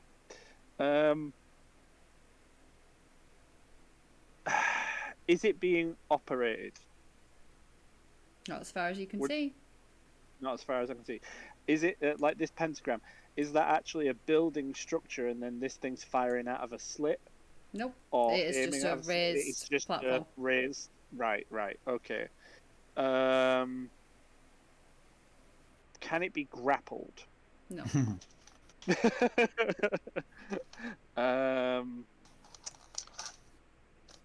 Right. Well, I'm gonna have to take it because I'm gonna take the 2 opportunity attacks because Endo needs to get his chunky butt down there to make sure it doesn't start firing at himself or anybody else. Potentially seeing if you could use it against other people. Not. I mean, he would, but he wouldn't. It's weird. Yeah. In this I was going to say, circumstances- would he actually? He doesn't use weapons. It's completely in this. against what he believes to do that. So you, Yeah. like, you have to think. Yeah, I am. Yeah. Do you know what I mean? Like, would he completely disregard his own training and morals and? What he could do is he would potentially disregard his own training and morals to let someone else use it. Yeah, but nobody else is there. Yeah, that's true. I'm not trying to be like a party pooper, but obviously No, you have no, to no, stick to no. what rather than be like, oh well, no, I said this that he would never use weapons, but now because we need it. No, Lynn, that's not what I said. What I meant was I would go down there and stop anyone from loading the fucking thing, so that somebody Oh, else there's can go nobody. down there You and can't fire see. it. Yeah, you can't see anybody loading it. That's the thing. You can't. There's nobody there. Right.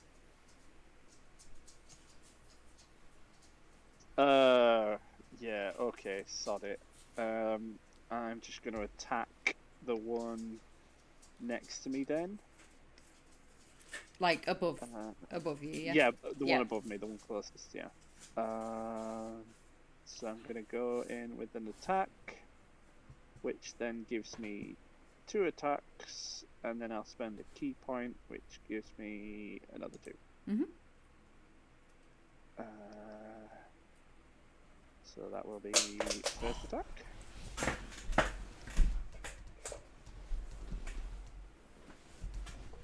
There's a hit. Damage.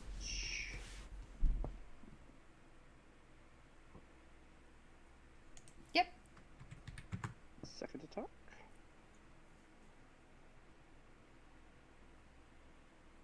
There's a hit. second attack damage.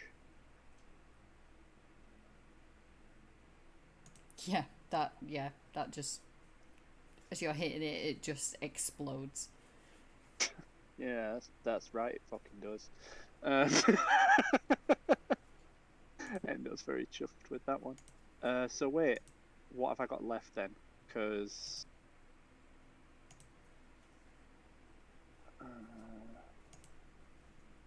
oh yeah, it's as a bonus action. Oh right, yeah, okay. So yeah, I'll attack this one now with my bonus action and spend a key point.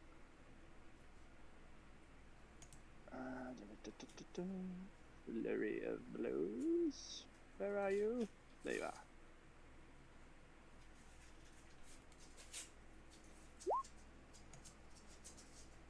There's a hit. Now, do I roll again? Because it says I'm going to spend 1 key point to make 2 unarmed strikes. Yeah, you need to roll damage for the...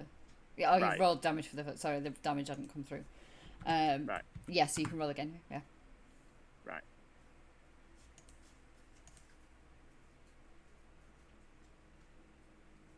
That is a hit.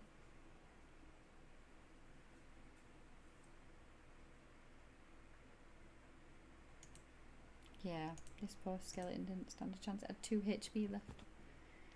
So yeah, Endo's just like turning and he's just like pow pow. He's just smacking them all over the place until they explode. And then 5, 10, 15, 20. He's going to basically guard Tide. And with his 6 seconds of communication, he will just say, "Stay behind me, Tide. I'll protect you."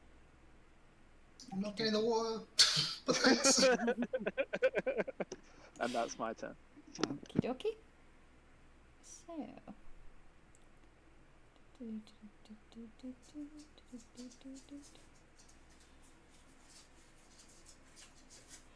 dokie. So the cannon is going to slowly turn to face Endo. And then fire. With a 21 to hit. It hits, but can I use my reaction?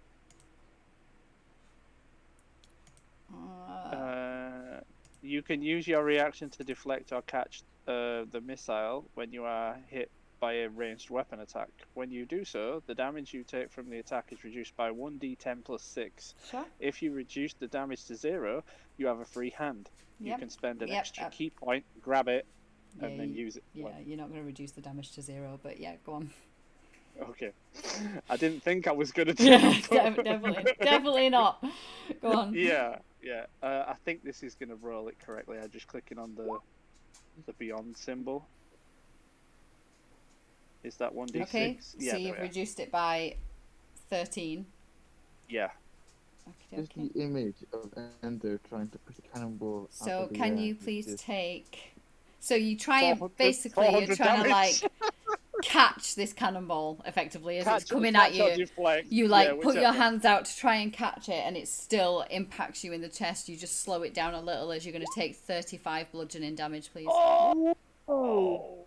Fuck. I should have gone after the cannon. Sorry, Tide. I'll take 34, did you say? Yeah.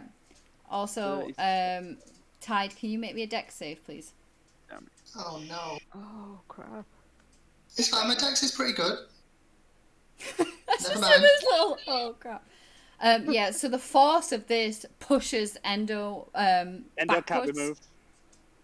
What do you mean? Endo cannot be moved. Due to his class, he cannot be moved. That's if he does implacable stance. Oh shit, yeah, I'm very sorry, Lynn. I do apologise. Please forgive me. Please continue. Yeah, it's if he... Yeah, if I anchor myself. Yeah, you haven't done that because you moved on your turn. No, I didn't. Yeah, I moved. So Endo is pushed backwards by this because obviously it twatted into him quite heftily. Can you roll your unarmed attack, please, Endo? What? Oh shit! You're effectively just squashing people. This is. Oh fucking hell! He's gonna be no. squashed It's- against the it's- wall. It's not the 37 I was expecting, Dex, so this is fine. Oh no! I don't want to do it. I don't want Come to push on. the button, Lynn. Please get it don't done. make me. Oh, I'm rolling. Oh, I'm so sorry, Roz. Oh fuck. It's 10 bludgeoning damage. Let me just. Oh lord! Oh tide! Oh tide! Oh God! As When Endo said stay behind me, he was lying. Don't stay behind me. as this cannonball just Pushes me. into crushes kind of some of Endo's ribs as it's pushing into him, and he flies backwards and squashes poor Tide up against the wall as he takes some pushing damage. 1 second, sorry, 1 millisecond. I'd just like to point something out to everybody else. Get away! Endo is still stood up. That just winded him. Get away! Away! He is not bleeding. No! Nothing. Can't say the same for Tide, but Endo is not even bleeding. So. Tide looks like Luca. Oh, don't say that. No, don't say that. I'm so sorry. I was thinking to myself, I'll get down there and I'll get the cannon and then I'll do this and I'll do that and then I'll requisition it, I'll destroy it. And then I realised far too late that Endo would not touch it. So. Oh, sorry. Puppet was up to mischief. I am back. Yep, so poor Tide is squished up against a wall, and Endo is not looking too good right now. Gideon! And Endo's fine. Yeah, so having seen that, I am going to cast Chaos Bolt at 2nd level at the cannon. Okay. Oh, thank God. 18 to hit. That does not hit. Ah! Okay, yeah, so fair reaction, fair reaction. Oh, okay. Oh, sorry, I just accidentally clicked refresh on roll 20. That's It's alright, just that's alright. shut me out for a sec. Okay, let me mark that spell slot off. Oh God. Okay.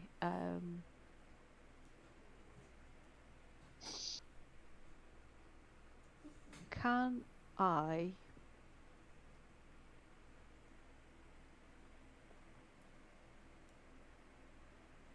Can I jump into the water and try to hide from the cannon sort of behind the boat a bit? Yeah? Yeah, so you're gonna get into the water but hold on to the side of the boat so you kind of... Yeah, and just try and hide a bit because I think the cannon would kill me if it hit me, so... Yeah, okay, yeah, so you're kind of in the water. So I'm gonna, I will just... and that's it, that's my go. Okay. Skelly Bob's turn, so... These two here are going to fire on Endo.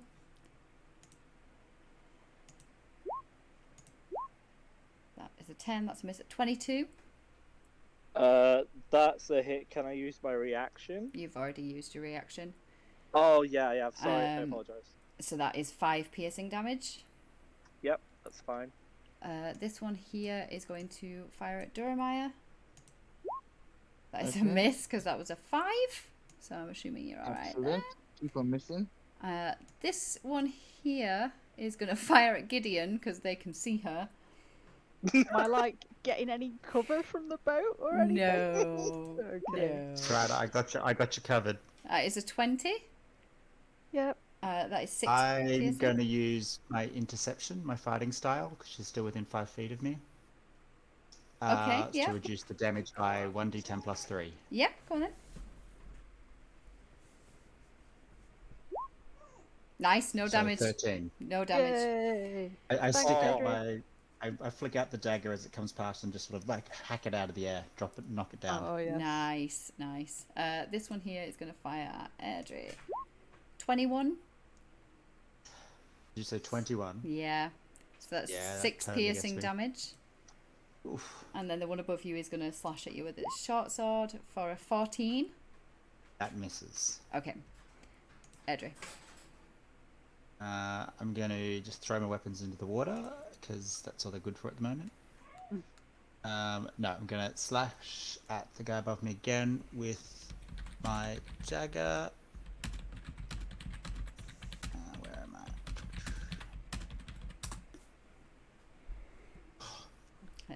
That's a nat 1. Oh, Lord. Okay. Can you roll a d100 for me? Yeah. I'm diving into the water to get that back. It's my new silvered ones. Oh, yeah. Well, yes. Yes, you do. Where is my 62?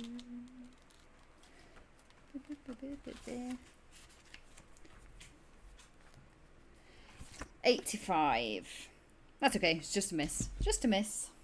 She's not fighting well today. Swinging, keeping the action, swinging around, bringing up the sun sword to try to cleave it up from below.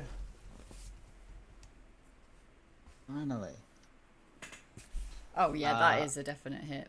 I'm gonna even use the charge and everything to do the radiant damage as well. Yeah, you absolutely.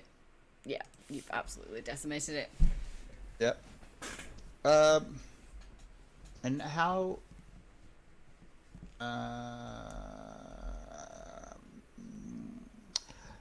What am I gonna do?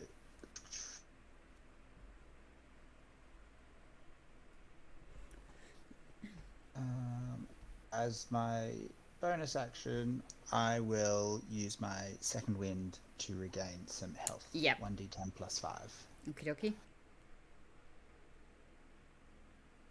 14. Nice. Okie dokie. On to poor squished Tide. Hello. Hi. Do I do this impulsive thing or do I do the smart thing? What would Tide do? Impulsive. The impulsive thing. Yeah, I know. I really would. Impulsive all way.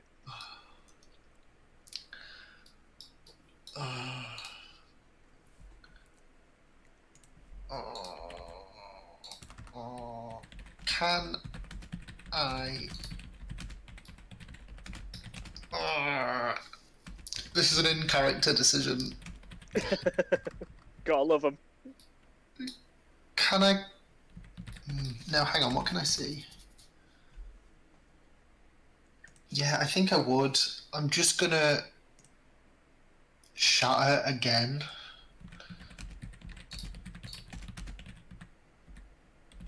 And I'll get these bad boys.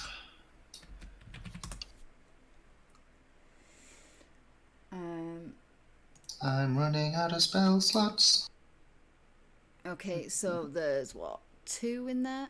3 in there? 3 in there. Oh dear, I am feeling squished. You are feeling squished. Yeah, that damage is Yeah. quite Oh, bad yeah, for yeah. Okay, 1, a wounded Tide. 2, 3. Okay. The spirits are just softly moaning in the sphere. There's no scream. So that one fails. That one succeeds. And that one fails. But they are all still standing at the moment. That one is now looking ropey though. Is that everything? No. No. If this Okay. is my last turn, I will at least. I only have to heal. I know someone has to be able to hear me for Bardic, right? Yes. I think I just shout at Gideon, "You can hit that bloody cannon! Wreck it!" And I'll give you another Bardic. Well, I'll give you a Bardic, because it's 1 on Endo and 1 on Gids now. Is that? And Is it a D6? it's a D8. D8. Thank you. And I'm going to. I'm gonna climb around the side of this and just try and stay on this side, but try and stay dry. I'm on the floor, but I'm trying to stay dry, just in that little crevice. Okay. And I'm done. Jeremiah. I am seeing that there's no one actually in front of me at the moment. I'm gonna shoulder my bow, and I'm gonna just jump into the water and swim around the side to try and find Endo and Tide. Okay. Because I haven't seen them, and yeah, I'm just gonna swim.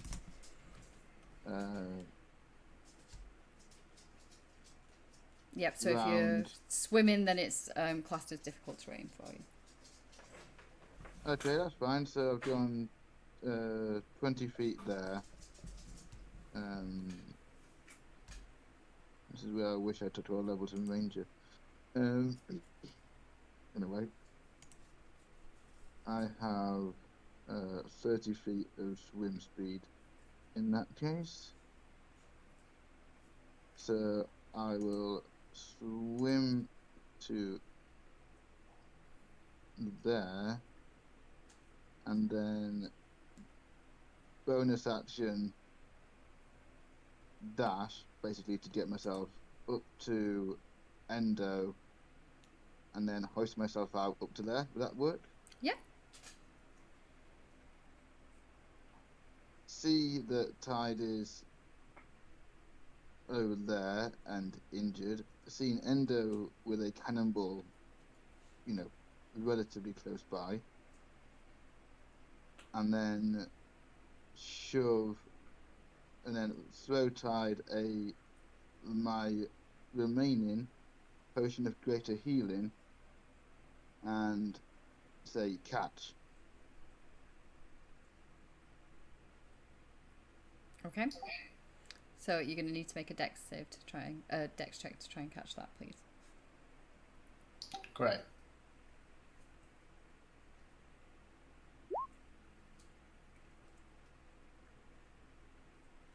It's in the water below you. Ah! So he throws it. You're trying to cling on, like, still, because this is all water. All of this is water here. It's just that that's deeper there. So you're kind of clinging onto the side. He, like, Ty's trying to cling onto the side so that he desperately does not want to get wet, right? So he's, like, clinging on, like, I am not moving from here. You're like, catch! So he tries to catch with one paw. Like, I imagine he, like, kind of grabs it, and then it's like bouncing around in his hand for a little bit as he's like trying to catch it, and then it just drops into the water. Yeah, full Looney Tunes style. Yeah. Absolutely, 100%. At this point, Jeremiah's looking torn between trying to get that potion back and trying to work out how to help the other two in that area, and just like he's just sitting there just torn between, do I help both or do I just dive after that potion? And he's just, that's all. I'll end my turn. Okay. Endo. Endo's trying to do math. 5, 10, 15, 20, 25, 30, 40. Oh, that sucks. This square just here. Mm-hmm. Would I, like, is that cannon behind a little bit of ridged cover? Like, just there? So, like, if I was stood there, would it be, like, classed as half cover? No, If I so was this facing the cannon? platform goes up to the edge of the rock, so it's not higher up out of the water or whatever. Like, the platform is level with the Oh, right. So the planks there are level with the platform. with the stone, that yeah. the cannon's on. Right, Yeah. right, okay. So, for example, if I was stood there, then I would be able to attack or do something potentially to this. Not necessarily whether or not it'd work. Yeah. But, So you were next to it, yeah.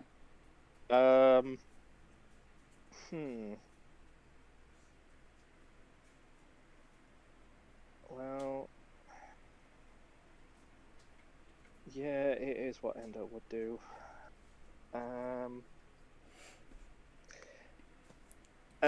Forgive me for asking. If I drink a potion, that's classed as an action, isn't it? Mm-hmm. Yeah. Well, since there's a potion back there, I'm gonna just charge straight at it, and I will drink my greater potion of healing that I had left Taka. from when Gideon gave me it for 17 health. So that knocks me up to look that. Change that on there before it gets knocked right back down again. And then with I don't know.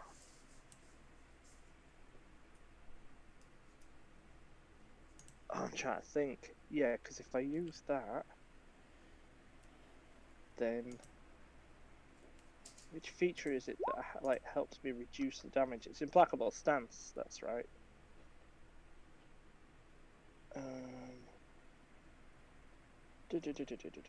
Oh no, I've moved more than 5 feet, so that don't count. Mm-hmm.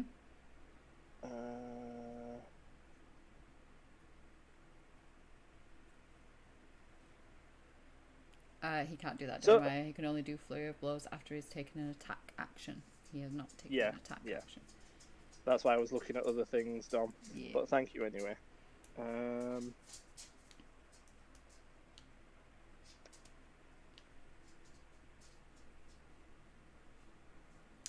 Yeah, so since I've used that as an action, it might be an idea to use. No!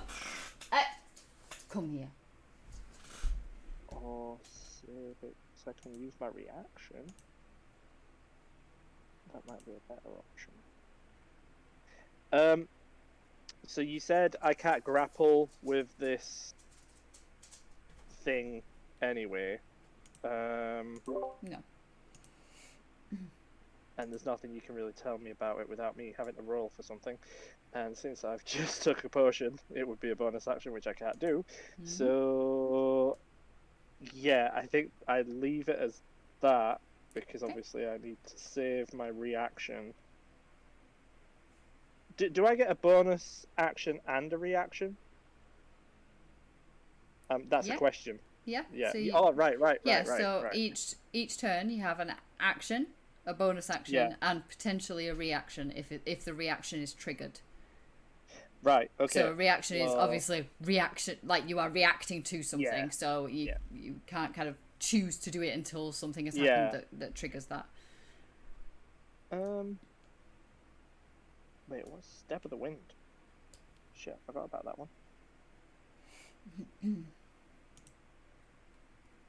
Sorry, guys, I do apologise. No, don't be daft. Oh, right, yeah, that's that. Yeah, that's me done, and then obviously if it does choose to fire again at me, then I will just use my reaction. Okie dokie. So it is instead going to fire over this direction. Come and get me, baby. For a 21. I think it misses. It might not. 27 bludgeoning damage, please. Okay, I'm going to use one of my reactions, my psychic points, to use. Where did it go? Protective field. Okay. To reduce that by 1d8 plus 1. Yep.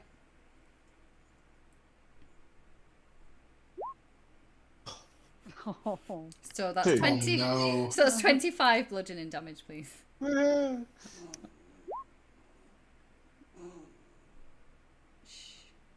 Okie dokie. And Gideon. Okay, feeling inspired.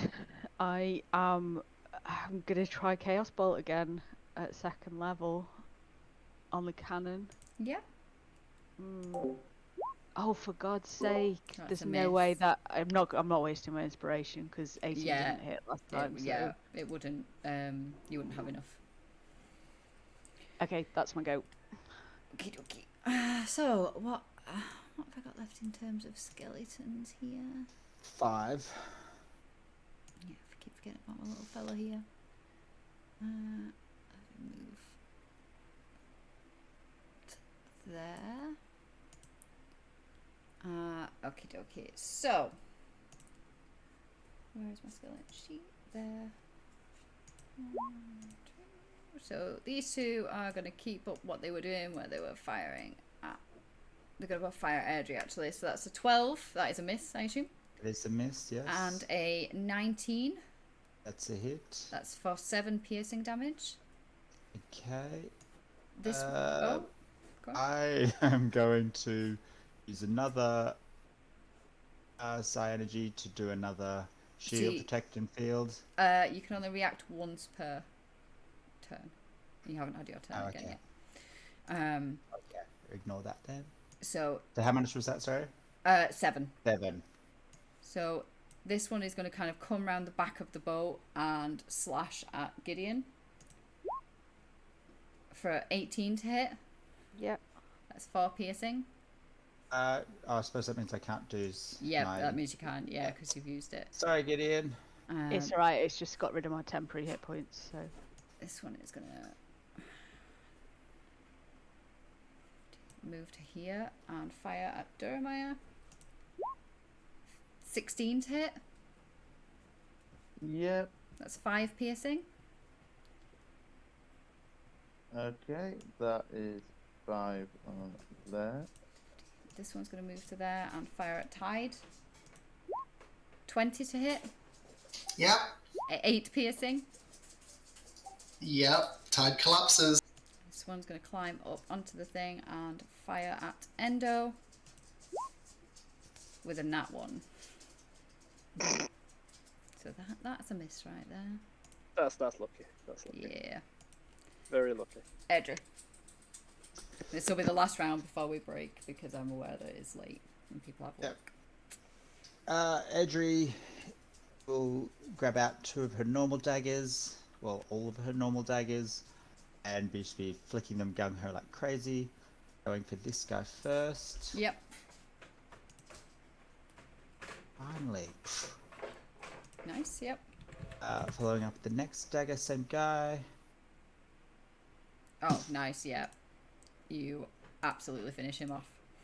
Okay, and then 3rd dagger going for this guy. Yep.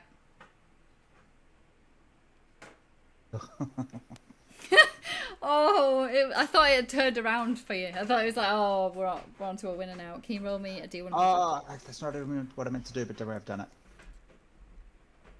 Fine. D100, right? D100, yes, please. Yep. I got excited by the first 2 hits and forgot what I was actually going to do for my bonus action. That's fine. It's just a miss. Just a miss. Is that everything?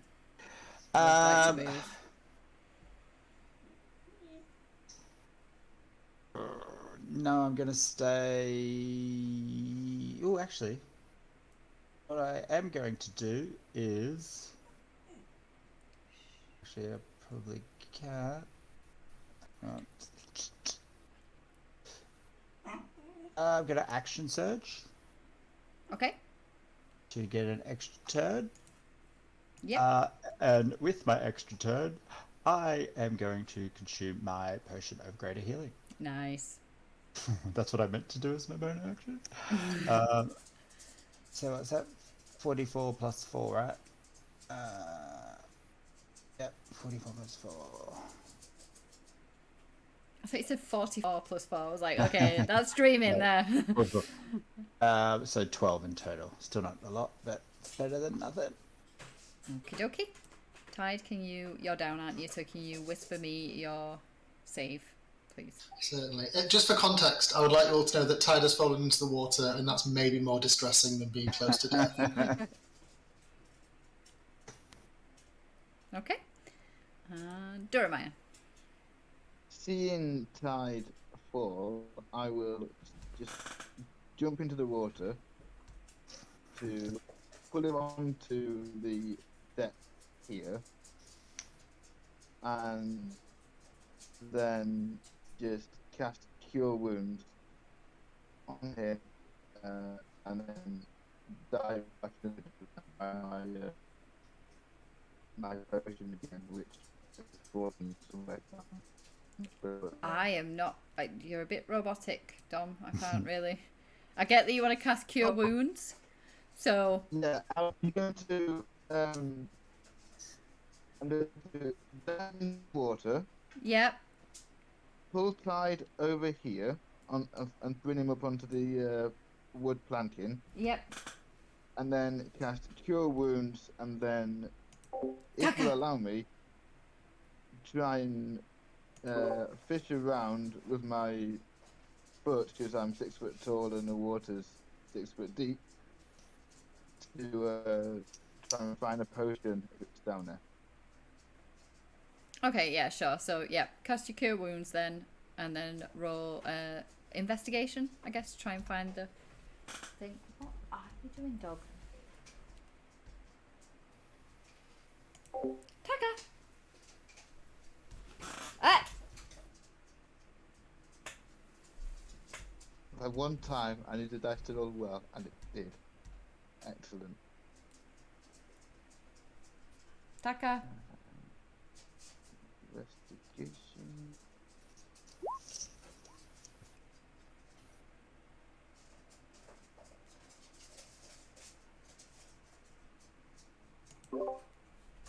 Okay, so Tide, you are back into the land of the living again. You are wet though, so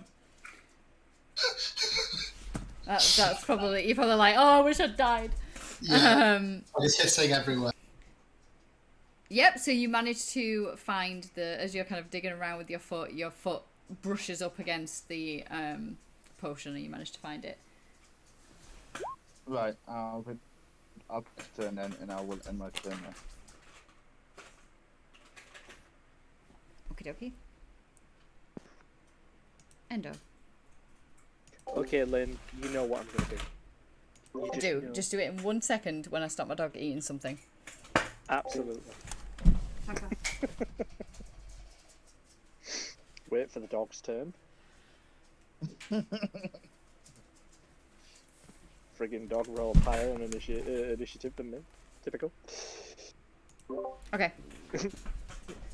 Right, can I shove this piece of shit off of the thing into the water? So I wanted to shove it into here. Into where? Into here. I mean, that would be difficult because you're not, like, you'd have to pull it to get it to there. You wouldn't be able to shove it because if you shove it from where you are, shove. I'm Endo. You can attempt. Failing that, the only other alternative that I'm thinking of is to forcefully turn the weapon so it is at least facing this way. But obviously, I'm not sure of. It's Endo. He doesn't understand why there's nobody manning this thing. Mm-hmm.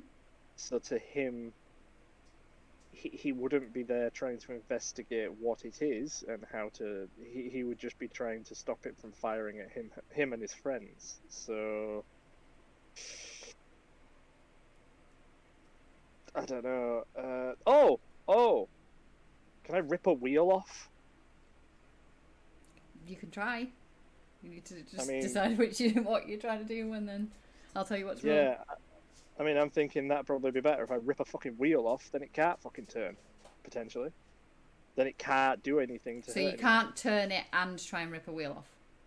Right. You can't do both. That would be 2 actions. Can I be cheeky and ask you a question? If I turn it, how long would it take to turn back? You have no way of knowing that. Shit. If I rip a wheel off, would it change the trajectory of its ability to knowing that. Shit. Endo, get some intelligence. Oh dear.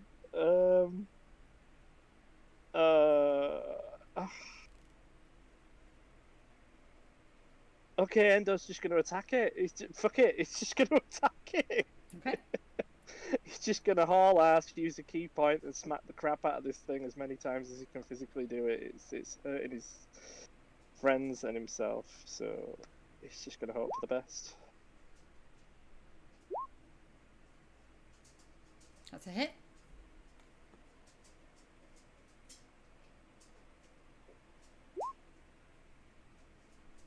Okay. Because I hit it once, this is my bonus action to hit. That's a hit.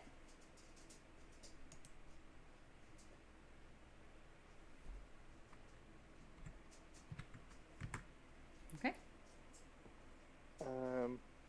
So that's my action, and obviously the second action because I've got 2 attacks. Can I just lift the barrel of this thing up in the air so it can't shoot anyone? Like, can I get underneath it and just push it up? You can try. It would only go so high anyway. It wouldn't be able to go completely up in the What air. about if I push it really, really low down? Again, it would So only it's aiming go at- so low. it's aiming more towards the floor. But that wouldn't be that you can't do that as a bonus action. Right, gonna keep hitting it. Oh, good God. The one time I wish I was running a paladin. That's a hit.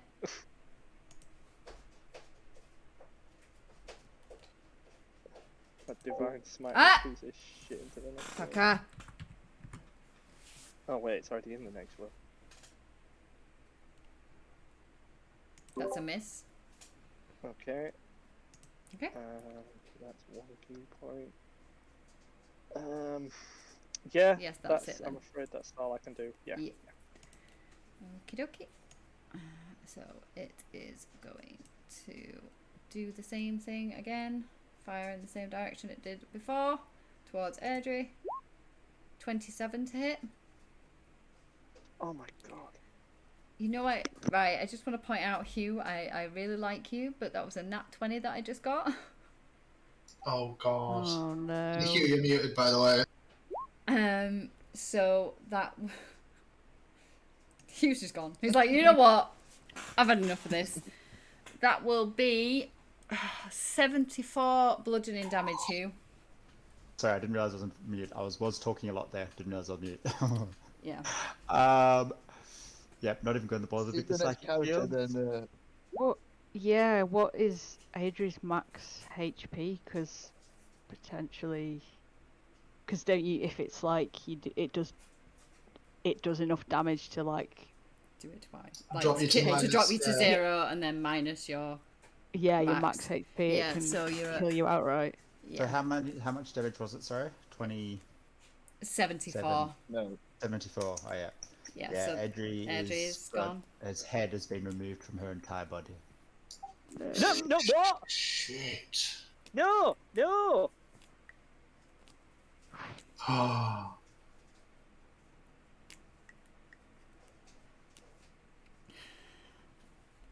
Gideon.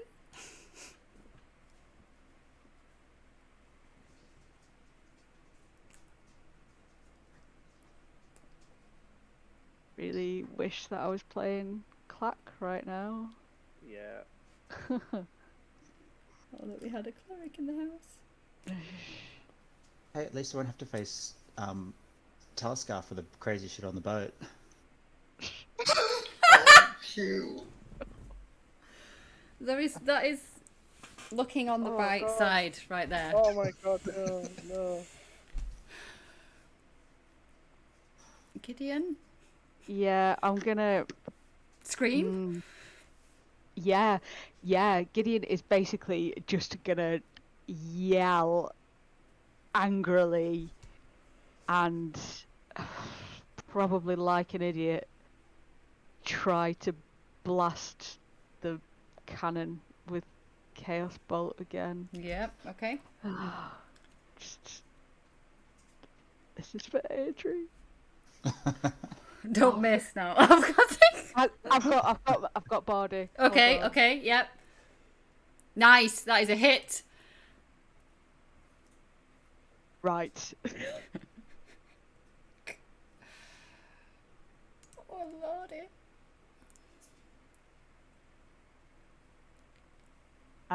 Did that come through? No, hold on I one haven't sec. had anything yet. One sec.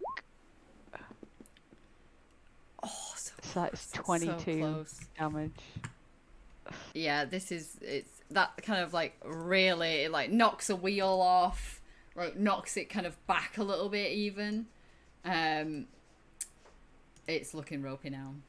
Endo, if because it's moved out of your range, you can have an attack of opportunity if you want to take one. Would Endo have even seen that? Like, I'm too far away to have even noticed that one of my friends has It doesn't died. matter. No, so you wouldn't know that Airdries has sort of died, no. but you would know that the cannon has moved Yeah, out of your radius, and That's as it not what I does, was asking. Yeah, as it does, you lashing out. Yeah, Endo would just charge straight at it and attack. No, so you can't move. Oh, sorry. Sorry. You literally Yep, just yep, do an yep, unarmed attack. Yep. Yep. Sorry. Just for damage or? No, you still have to roll to Oh hit. no. Yeah. Sorry, a little bit. That's a miss, unfortunately. Right. Okay, so right. These two skeletons. Well, this skeleton here is gonna fire at Gideon. 24 to hit. Yeah, that hits. Oh no. That was a nat 20, so that is 9 piercing. They don't do the whole lot of damage. This one here is going to fire at Tide. 9, that's a miss. Yep, that's a miss. This one's going to fire at Dorimiah. 16. Yep, that's a hit. 7 piercing damage. I'm starting to bleed, but it's not too bad. This one's going to rush up and start to swipe at Endo with its short sword. It's an 11, it misses. And that is where we will... Oh gosh. That is where we will end the session. It's tormenting.